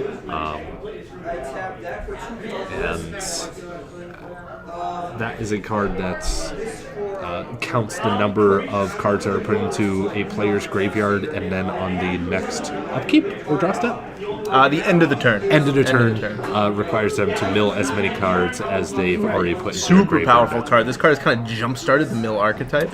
Definitely giving it some new life. We don't have to play something as silly as Traumatize, which is a one-hit kill, but it certainly accelerates what we're doing here, and Mesmeric Orb is pedal to the metal. Yeah, this is awesome. I love everything that's going on here. Mesmeric Orb, a card that has not... I mean, it's existed since Mirrodin, but in terms of like when it's been on people's radars, it's like with Fate Stitcher, right? That's a combo that exists, and it's a casual favorite. I was getting beat up by that card in Casual Magic in college in like 2006. Definitely something that's gravitated towards as an incredibly interesting card to play with, but it does bite a spell snare, and Mike must put one card into his graveyard at the end. It doesn't just count from play, right? Otherwise it'd be pretty useless. Any card that hits a graveyard, so spells being cast forward our plan and just eventually chip away at our opponent here. So what is Thomas working with here? We know that he's working with the surgical extraction, so he's got the backup for Emrakul hitting the graveyard. But what else is going on here? I see a glimpse the unthinkable. Right, it's important too for Tom that he doesn't just fire all these things as soon as possible with the surgical backup, because Mike plays counter magic. We just saw pacing the is spell incredibly important. And maybe since that spell snare was already spent on that Mesmeric Orb, he sees the opportunity to fire away with a Glimpse the Unthinkable and does mill 10 cards. I see a Through the Breach, and Thomas will closely inspect the contents of what's hitting Michael's graveyard, make sure that there's not a Emrakul. Now, at this point, right, if you're Tom, you do want to save the surgical for Emrakul, but it has to be the most important. If you can hit a Through the Breach, do you go for it? I don't think so. I don't think there's not really a way to recur to Through the Breach, and wow, no Emrakul. Still no Emrakul. At this point, I mean, Mike has what? He's milled like 30 cards. He must only have 10 or 20 left in his deck. Right, and Michael, to confirm, is playing 3 Emrakul the Aeons Torn, so we're approaching pretty high chances of running into that Emrakul. It's at this point you start to run into weird situations if you're Tom. Like if you see Mike Serum Visions and scry one to the bottom, you have to think there's a really good chance that's Emrakul. And if he doesn't shuffle his deck, well, you cannot mill that last card. Nope. So 3 Emrakuls hiding in Mike's deck, 1 in the hand, 2 left in the library that Tom has to go through. No first blood insofar. I don't think there's going to be too much movement of those life total die in this. No. Match. Someone might have, used a fetch or something. We're not even going to track those life totals. They're really irrelevant here. So here we go. Tom fires off a surgical. Have to imagine he's targeting Through the Breach here, or maybe Cryptic Command. Making sure. And Michael's been missing land drops here. Sometimes that's just part of the mill game, and that an inordinate amount of your lands just do get milled and make your probabilities of drawing land within the deck really weird. So much so that he's firing off a Snapcaster Mage just to opt. Yeah, so he's hit land really drops. Digging really hard just to hit land here and fight. Arena has a massive amount of mana to work with, so maybe he's constricted on the counter magic that he can deploy. Scry goes to the bottom. Yeah, so Mike opts to the bottom. If I were Tom, I would think, man, there's a good chance that's an Emrakul. It won't matter much, as Tom will get to search Mike's deck. But something to think about. Yeah. So I do see he is surgically Snapcaster Mage. I think there's 1 Emrakul left in that deck. That's the name, and I think I saw it in Michael's hand. 2 Emrakuls in Mike's hand, 1 left in the deck. If I'm seeing correctly. Wow, this is a really interesting game. Mike has something like 12 cards left in his deck. There are definitely some interesting interactions that we have to think about here, right? So now that Arena is recording the contents of Ferguson's hand, and we know that 2 of them are in Ferguson's hand, maybe... Okay.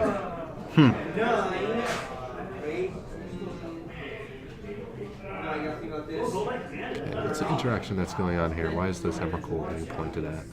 Those are being surgical. Right. So Tom was really lucky this game. He just naturally drew 3 surgical extractions. Goodness gracious. So Mike, at this point, right, because he has been so surgical, his Snapcasters have been removed, his Emrakuls have been removed. He has left to win with. He has 4 Lightning Bolts, 2 Electrolyze, 1 Vendilion Click. That's it. And what's the likelihood that, he could probably look at the contents of his graveyard and see what's going on. Okay, so it looks like he did get to reshuffle, but all of those cards are out of his deck. What does he actually have left to win the game with? Not much. And honestly, if I was Thomas, I'd be a little leery of casting this Mesmeric Orb, right? Like, you might mill yourself. Look at all the permanents you have, all the cards that are in your graveyard. Mike Ferguson has no graveyard. I'd be worried. Does he have any way to possibly reshuffle his deck back in the main deck? Because I do see that as a consideration. Of course, fraying sanity makes it speeds it up, but I'd be a little worried. It doesn't look like there's actually a way for him to actually reshuffle his deck. So Tom will need to monitor how much mana he's tapping for his Fraying Sanities and Mesmeric Orb purposes. Yep, 3 more off the Fraying Sanity. Now it's Tom's turn.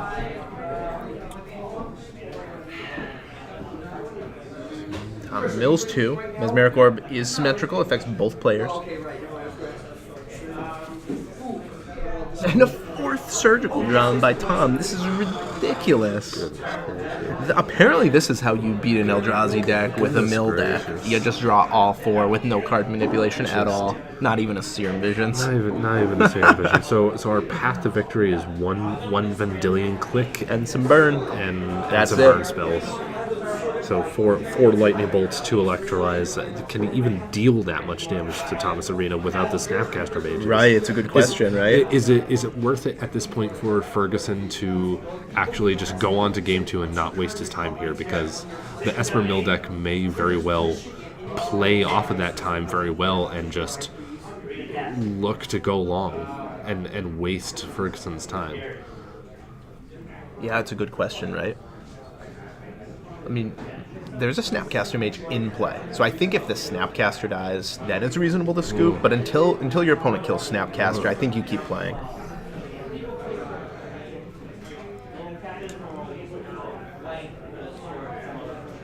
Absolutely brutal. Maybe not what we were thinking about in terms of how a game 1 was going to go. It looks like Ferguson does have the tools to deal with what Thomas is presenting. But to be perfectly honest, Arena is even perfectly happy with Ferguson using this Cryptic Command on a Fatal Push, progressing his Mesmeric Orb and Fraying Sanity plan. It's just 10 cards. 5 cards, I should say, but still. So Mike says counter, bounce Mesmeric Orb. Okay. Not sure... Which phase we're in. Also, not sure why this is bouncing Mesmeric Orb, unless it's Thomas's end step. That's like the only step in which he couldn't recast it, but I think it was main, because look at this. Yeah, it's just dropping back down, isn't it? I would think he does.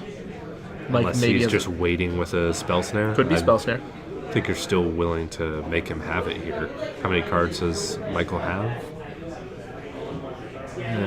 It's sort of hard to tell from this angle, but I still think you're fully willing to fire away and make Michael happen at this point. There's the shuffle from Mike. This Mesmeric Orb still on the stack. Have to imagine this is the Spell Snare. So really, I mean, Fraying Sanity should be 3. I'm not sure. Can you miss that? Because Fraying Sanity is at 3 right now. There we go. He did get it. Ding, ding, ding. I mean, is Mike Ferguson favored at this point? Tom's out of gas. Mike Ferguson is chipping away. It looks like Tom is at something like, let's see here. Has he even still taken a hit? He has. I think he's something at like 13. He's used some fetch land, maybe 2 life off a surgical. We'll find out when Mike attacks there are some here. life changes that have been made on the boogie board, but not the dice. So okay. That's Mike about to attack here. 2. 2. Can we? That's a 10. My Eagle Eye's got this. Gotcha. And Mike is at 16. Okay.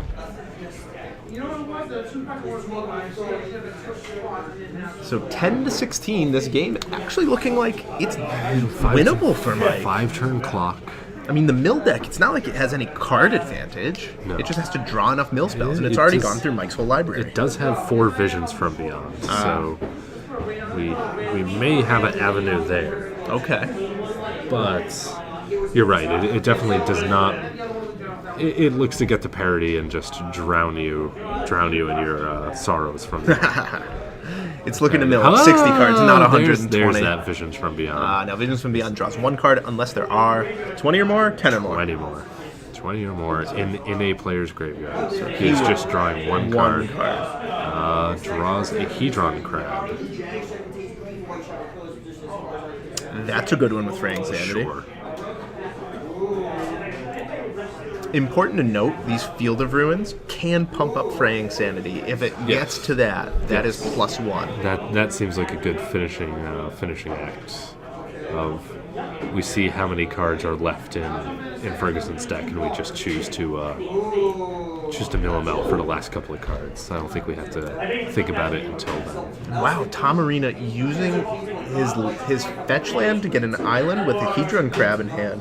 That is desperate times right there. That is interesting. That is definitely sad times. So that Hedron Crab is hitting the battlefield. Land drop, million.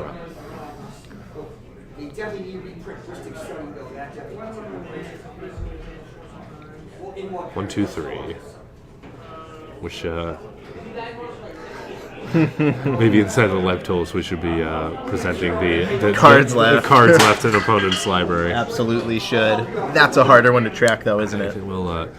We hope you'll give us a pass on that. Hedron Crab, a chump blocker too.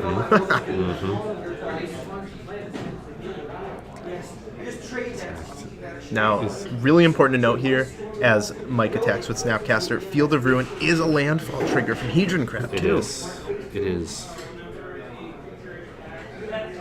Definitely. Man, so many avenues with Field of Ruin. What a card from Ixalan. I need to get some foil ones before they're $20. It definitely seems like one of those colorless lands that could be. How much is Dissension foil Ghost Quarter these days? Yeah, like $60 or something. Forget about the Russian foil folks, one. If you're just turning in and you're a casual viewer and you played in a time of Dissension, see if you just have some foil Ghost Quarters lying around. You'll be very happy if you do. Look at this. Mike counts. To me, that looks like about 20. And this is important to note with Fraying Sanity. Yes. You have to do these effects in the second main phase. Because once you let that Fraying Sanity resolve, it doesn't count anymore. Bye-bye. Scries are going to be very sad with Fraying Sanity in play. So he is firing off those Field of Ruin. And does... unfortunate for Mike that... he couldn't kill the Hedron with the field on the stack. That he would have loved to do that. Absolutely.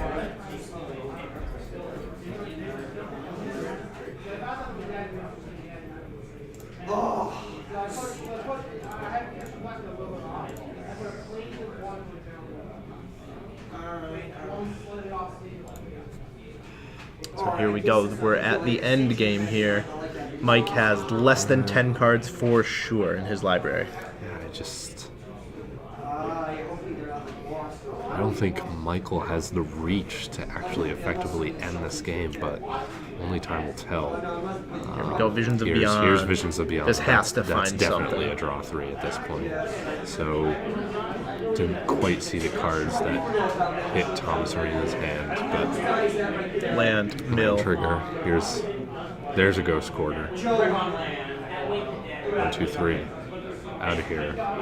Ferguson's deck is looking awfully pitiful at this point in terms of Be nice to the man. just He's come all this way. You're calling his deck pitiful. It's just the deck sizes. Look, when your deck size does get to what looks like a hand of Magic card, Right. it just looks sad. It's just a sad moment. There's a Path to Exile. Now, there's the white.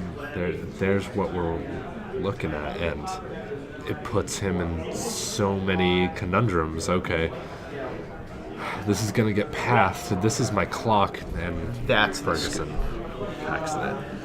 So that was pretty intense, huh? Okay. Well, let's go to some sideboards here. Looks like Thomas is working with Leyline of Sanctity, 2 Pithing Needles, 1 Engineered Explosives, 1 Set Adrift, 2 Fragmentized, 2 Stony Silence, 2 Collective Brutality, and 2 Damnation. Does not seem like we have too many hits. Now, remind me, I don't know. What's Set Adrift? Set Adrift. What a random one. Here, I have this. That. I believe that's set a card on top, draw a card. For 4 mana? I believe it's Grip Tide, draw a card. Oh, I remember this from Con. It's death. It is a delve spell. Right. So it is 5 and a blue for a sorcery with delve.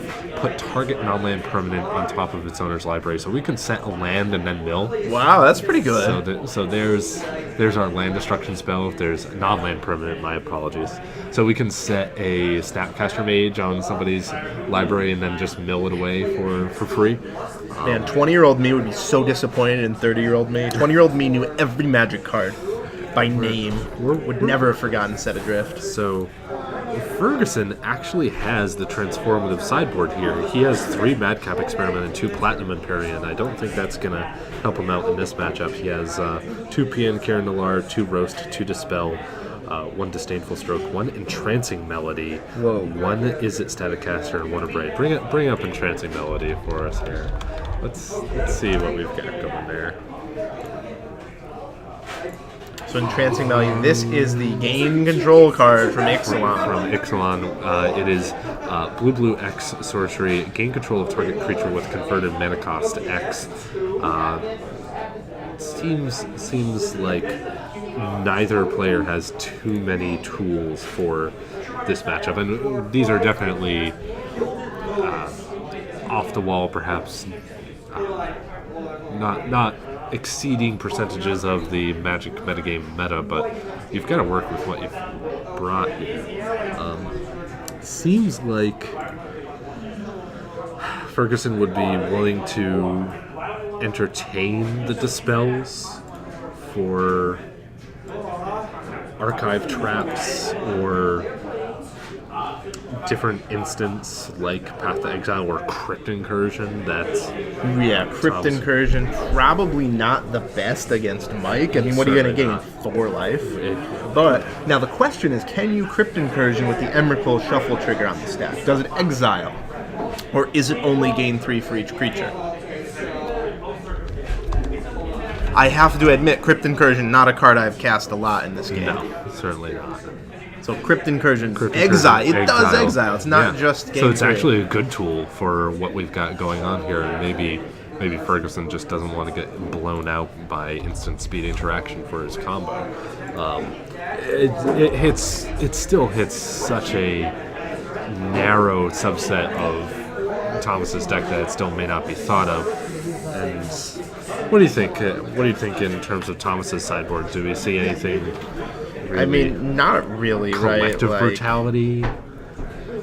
like just to get the cryptic out of the hand, or through the breach out of Michael's Seeing hand. as how we saw spell snares game 1, I don't think you can reasonably sideboard in collective versus spell snare. Right, and Ferguson is holding on to those dearly with a glimpse the unthinkable and Mesmeric Orb. Yeah. Definitely staying in this matchup. Exactly. No, both players have very, very little. I think we're going to see a kind of a redux of game 1. Yeah.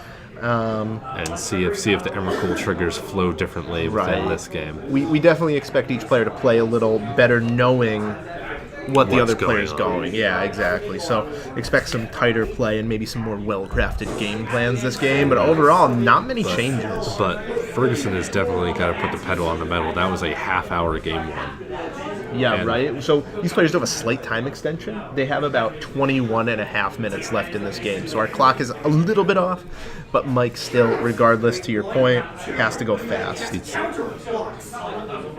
And we definitely see the land drop starting to hit the table more aggressively on Ferguson's side of the table. Yeah. Definitely representing the fact that we've got to get there. Arena's cool as a cucumber. Yeah, Mike feeling the time pressure. Arena just content to play at the pace he's been playing at this entire match. Remember, if you change your pace of play to be slower than it was to draw out the match, that is considered stalling. You are under no obligation to play To speed up. faster. You can, and Mike should, but Tom just can play at the pace he's been playing at the entire match. That's okay. Common courtesy, you see a lot of players who are up a game. They do play faster, but that's just a common courtesy. You don't have to. That's certainly true. Ferguson just playing an ambush Viper on turn 2 and getting to whacking here. Right. Because there is a magical life total here. Arena has to be below 15 for Emrakul to be lethal, or because it does look like Arena is going to gather enough pieces to be above the Annihilator 6 trigger from Emrakul that perhaps he can work after even being hit with an Annihilator trigger to just continue his game plan and not be dead. And wow, look at this. The moon. The moon. So Tom, in response, will go get a basic land. But this really is going to cramp the style. Thomas is definitely aggressive with his mana base as well. He has 2 island, 2 swamp, and 1 plains. He even finds room for the 1 Aboro Palace in the Clouds to combo with Hedron Crab. I bet if he draws that, he will wish that's an island. Interesting to note, Tom could just slam an Ensnaring Bridge, meaning Emrakul could never attack. Certainly could. So here we go. Does he have the bridge? I do see masterpieces, but does he have the bridge? Visions of From Beyond will draw a card. Hitting a Surgical, that's a good one, but it's not the land he needs right now.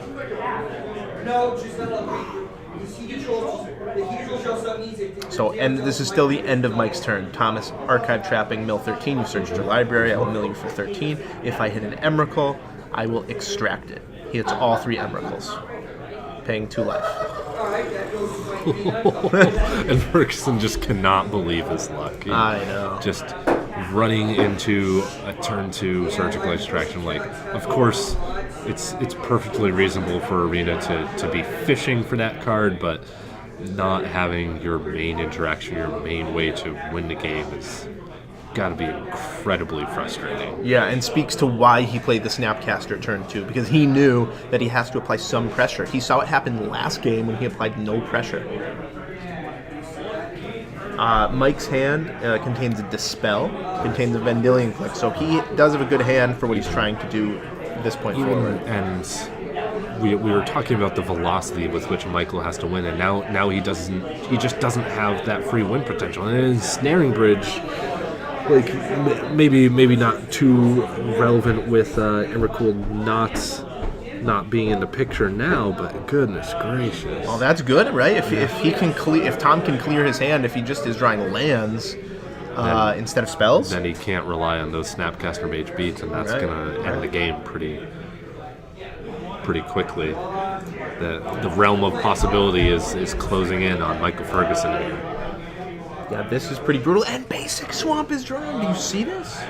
Do you see this? Wow. Oh, What a man. draw. Have a day, Thomas Arena. Have a Yeah, day. for real. This is how you do it. This is how you top 8 a Magic tournament. You get paired versus one of your worst matchups, and you draw 4 surgical game 1. Better lucky than good every single time. You draw your Swamp game 2. This is ridiculous. Better lucky than good every single time. And Mike Ferguson, you know he's going to have something to say about this after.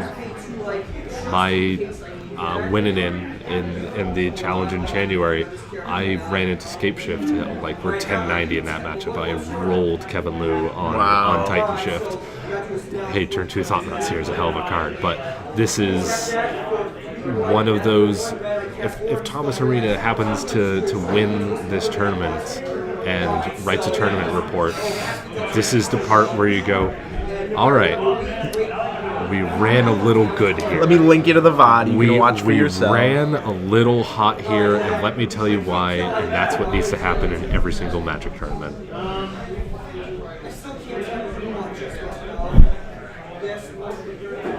So if you're just joining us, we're in round 5 of this last chance qualifier for the Titanium Finals, which is February 18th. These players trying to earn an invitation. Only first place in this tournament earns it. The winner of this match makes top 8. Unquestionably. Yes.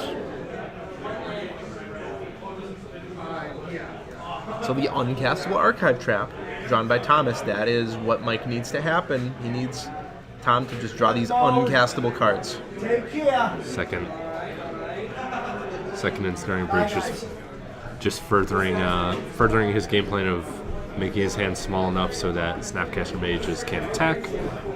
You know, it doesn't seem all that impressive, but still furthers Thomas's plan. Milling for Mesmeric Orb. Milling Plains. Another bridge. Wow, okay. So Bridge on bridge Mike's on bridge on bridge. potential plan of Cryptic Bounce Bridge. Now you need to string 3 Cryptics together. No. Pretty unlikely. Not going to happen. Much more likely instead is Tom's hand gets filled with these uncastables, of which there should be a lot, right? 4 Archive Trap. Actually, I'm lying. There shouldn't be a lot. It's kind of only Archive Trap. His mana, despite being 3 color, not that strenuous. He's really only splashing for Path to Exile, Fragmentize, and Stony Silence. There's the only white... And Leyline and Sanctity, but that's really not a card that we're interested in paying mana for. Right. To be perfectly honest for.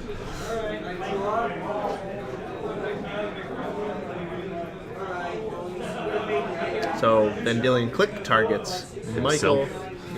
Reveals the card that he is putting to the bottom and draws a new one. Puts lightning bolts in the graveyard, like that's a big deal. Utterly brutal.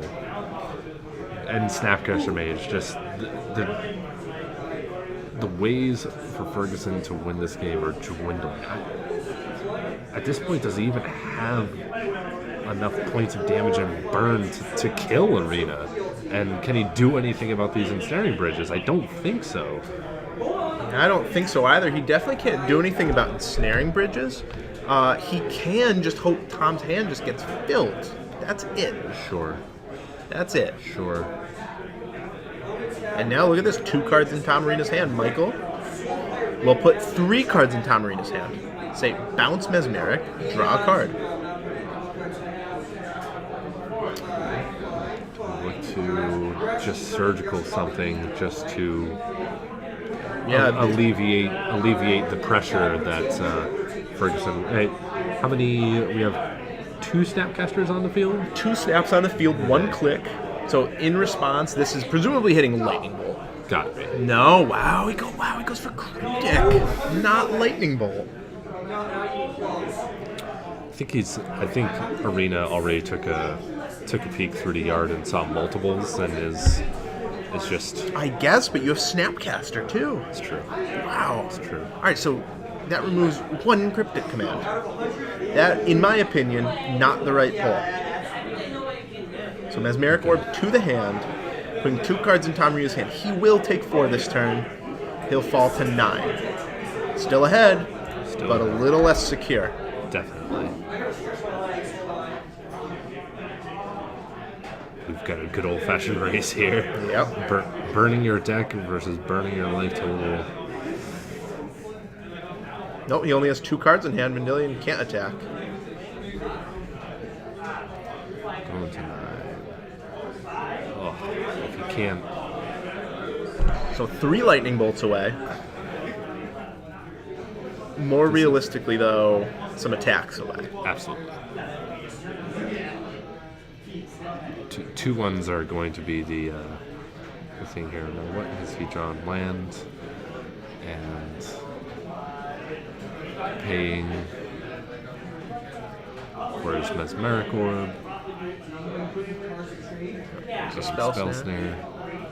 These players have But he's 12 still- minutes left to play. He still is just on 1 card, so those beats are not coming.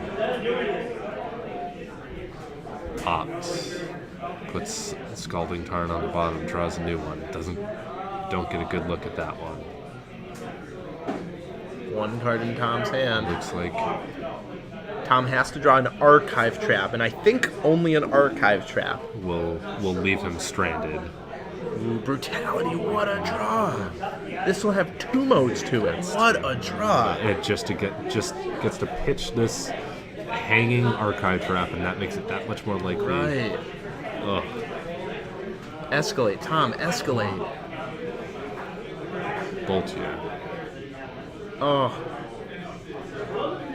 Is there any good reason to hold on to the archive trap? no, that is a big mistake from Tom Arena. I can't even phrase this one differently. That is just capital Not correct. M mistake. If he Can't be draws an correct. archive trap, Mike can attack for 4. He drawn crab. Okay. If he draws visions from beyond, he's honestly just going to Oh, target. wow. Can he target Michael? I don't think so. Let's find out.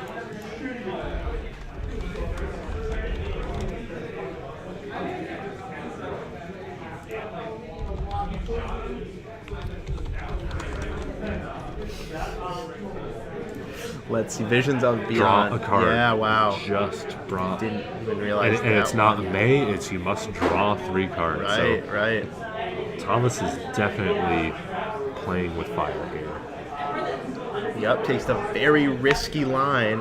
That Archive Trap is never going to be castable unless Tom draws the 1 island left in his deck. Mike doesn't have Scalding Tarns left. Perfectly content to leave those non-basic mountains in play and let those work. Absolutely. Tom Arena on 6 life. Here we go. This is Electrolyze. 4 life.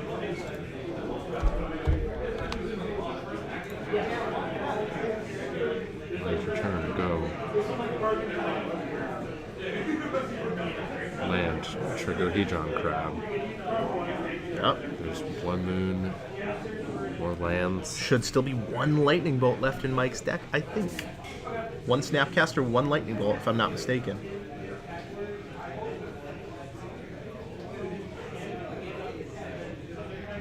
Mike, full graveyard, 30 cards. 30 cards in the yard, 10 cards in play, 5 cards elsewhere. He's got about 15 left in the deck. Will Tom draw an Archive Trap? Definitely not where we want to be. I'm terrified for either player here, Well put. to be perfectly honest. That Entrancing Melody is in the yard as well.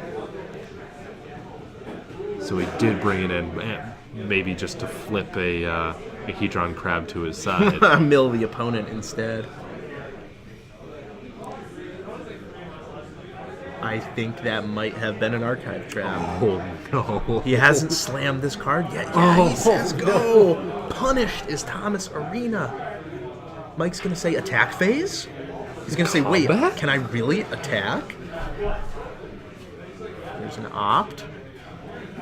We're almost at the point of the game where Mike is not going to cast ops because he has so few cards. Tom, 4 life. Jump. Jump. So now Tom needs a collective Tom brutality. just needs another collective brutality, and there's Or- one more in the deck. Or an island. Oh, no, look at this. This will put it away. Snap Bolt. Oh no, Thomas! Thomas. Bolt. And wow, Tom Arena loses that game. It seems so unlosable. Well, I was wrong about Michael's reach being able to come into play. I'll eat my crow there, but how are they gonna? You can't even think about sideboarding here. No. These players should not be looking at their sideboards. They have 6.5 is a little wrong. It's actually like 7.5 minutes they have because they have an extension. Mike, you don't have time, dude. Put your deck down. You need to go to game 3. A draw helps no one here. A draw helps no one here. You need to get to play some Magic. Right, these players are 4-1, or no, excuse me, 3-1. 3-1. So I think a draw doesn't knock them out, but it definitely makes it harder. Makes them play the last round and throws things into peril. Tom, So I think he realizes his mistake there. He's definitely a bit despondent after that one. Head against the temple, wondering where it went wrong. Escalating that collective brutality. It's possible he still might have lost, right? Like, Mike could have used that snap to take Hedron Crab and maybe mill his opponent. And maybe even just draining in that situation would have made things so much more secure. But the player's about 6 minutes to play this game. Says it's good. He only cuts. Mike knows he has to win in 6 minutes. Tom, Esper Mill on the play. He's still... If you're Tom, you might just have to settle for a draw here. I mean, think of all the hoops you have to go through. You have to first mill 60 cards. You then have to get Emrakul out of the deck. You have to avoid dying to Emrakul and Snap. You have to draw a bridge. You have to avoid Blood Moon. And Michael is far more likely to end this game in 5 minutes than Thomas could possibly ever be. Yep. And that might be the death knell. That might be the nail in Thomas's coffin. Definitely does not want to be starting game 3 with 5 minutes left on the clock. But only one way to find out. Right. That's why we're playing this game. We'll see what's going on. Fraying Sanity's a good draw. Fraying Sanity certainly does seem like where we want to be.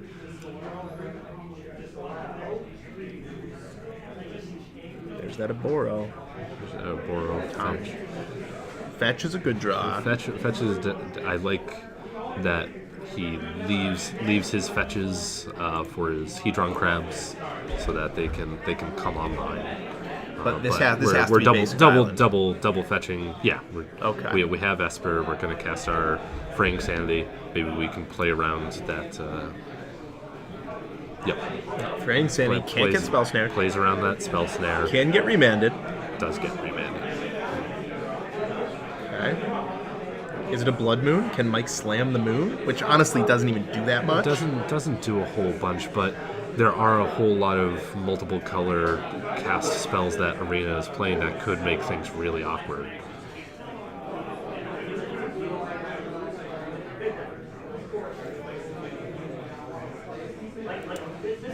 Make sequencing awkward for Tom when he goes for what's going on. No red source, just a Desolate Lighthouse from Ferguson. It's an interesting play because I think he had a Tarn in his hand. He must want to avoid searching his deck for Archive Trap. May just be looking to.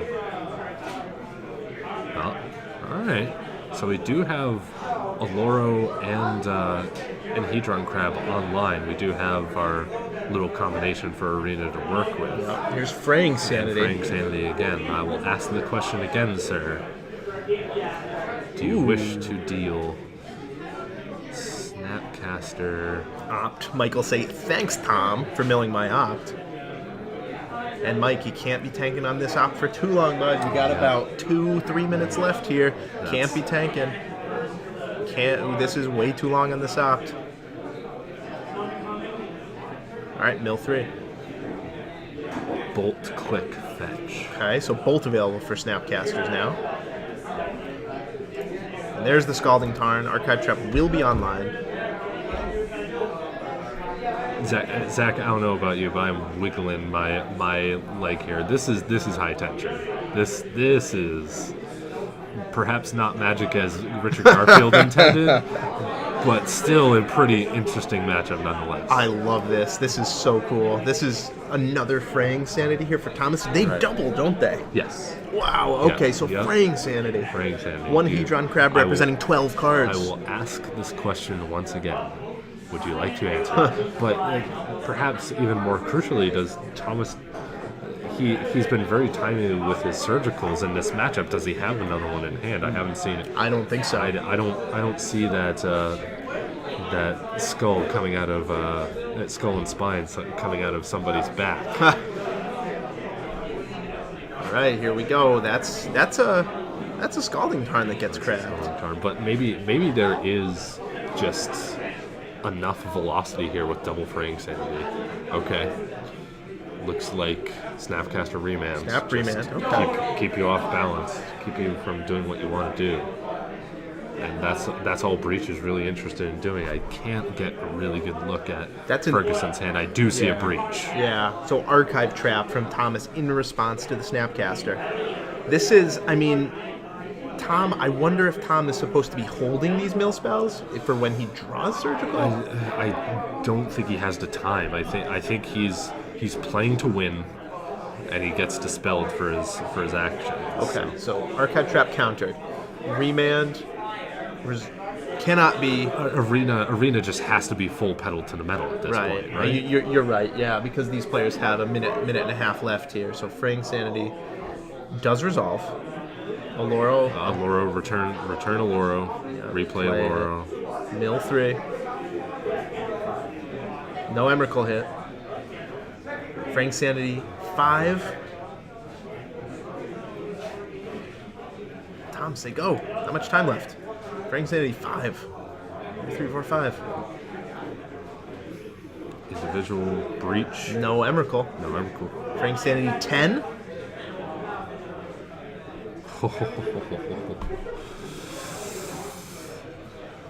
Cross your fingers and toes, buddies. All right, there is an Emrakul, and Michael's like, wait, I actually do get to put my my graveyard back into my library. That definitely would have been curtained if Tom had it, but still, this is terrifying. This is still terrifying for Ferguson. He still can just eat a gigantic amount of cards with Fraying Sanity, depending on the texture of the hand.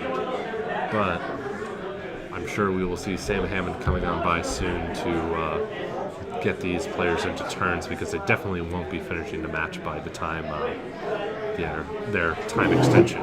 Yeah, this is going to be very soon, within a minute. There's a fetch to work with our Hedron Crab here. One landfall trigger goes off. 3 cards hit the graveyard. No Emrakul. Path goes ahead and hits. Would you like to go search for a land, Michael Ferguson? He's thinking about it. He does go to search. So Mike Ferguson, without the Breach combo, he'll have to win with just beats, just burn. He doesn't have much time to do it. No. Bridge with 1 card in hand, I believe. 3. Loot House in response. A braid. Wow. Ensnaring Bridge. That's a 1-of. So that's a nice one. That's a good target. So 4 and 8. Bolts and spell snares. P.N. Kirandalar. Another Emrakul. Wow. Thomas's luck has appeared to have stalled out here in terms of just being able to run into those surgical extractions. But does either player have the velocity to actually end the game? Ooh. Handshake. Breach Emrakul. Mike wins. Over. Wow. We were speaking to the velocity with which both players could win that game, and that sounds about right. That was a match right there. After a 30-minute game one that Mike loses, he wins 2 games in less than 20 minutes. But Whew. all right. Well, I'm a bit parched. Yeah, I think we're going to take a quick little break and Definitely. come Get back some- to you with our final Swiss match. Yeah, before- don't. That was the last match, though, guys. Don't. We won't be We long. will Don't be go back away. very quickly, but we're going to take a quick little step to the booth and see what we want to bring you for our last feature match. Wipe the sweat off my brow. In the Swiss, and come back to you with more action from here at TJ Collectibles in Milford, Massachusetts. Thank you all for watching. We'll see you soon.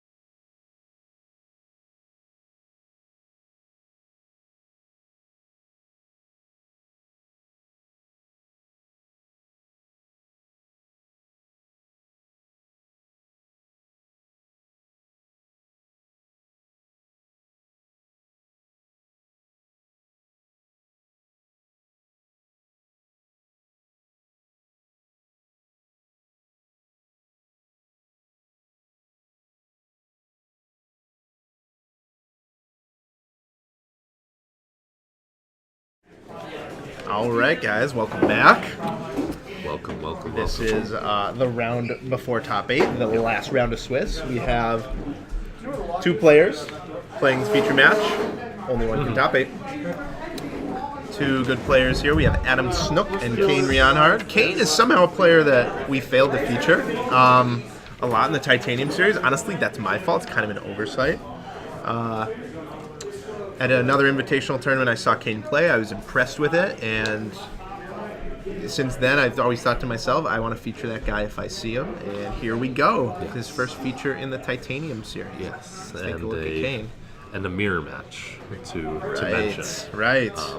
We have 2 Mardu Pyromancer lists, and we're going over the lists right now. These, I think, based off of the one of Manamorphose that I see in both decks, that they're worshipping the altar of one Jerry Thompson. Yeah. I see. I didn't know that.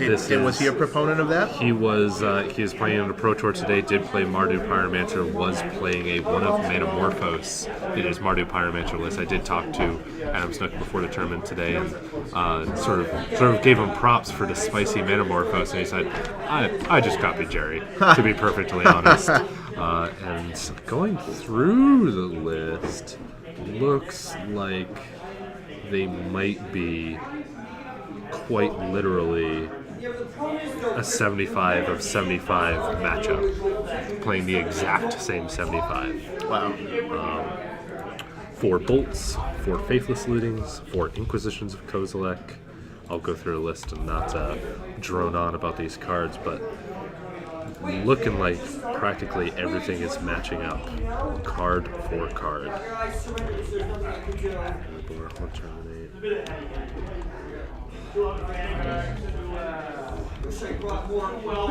So the Mardu Pyromancer mirror, Snook versus Kane. I'll change the names for you soon. It looks like Snook is in the tank on the keep.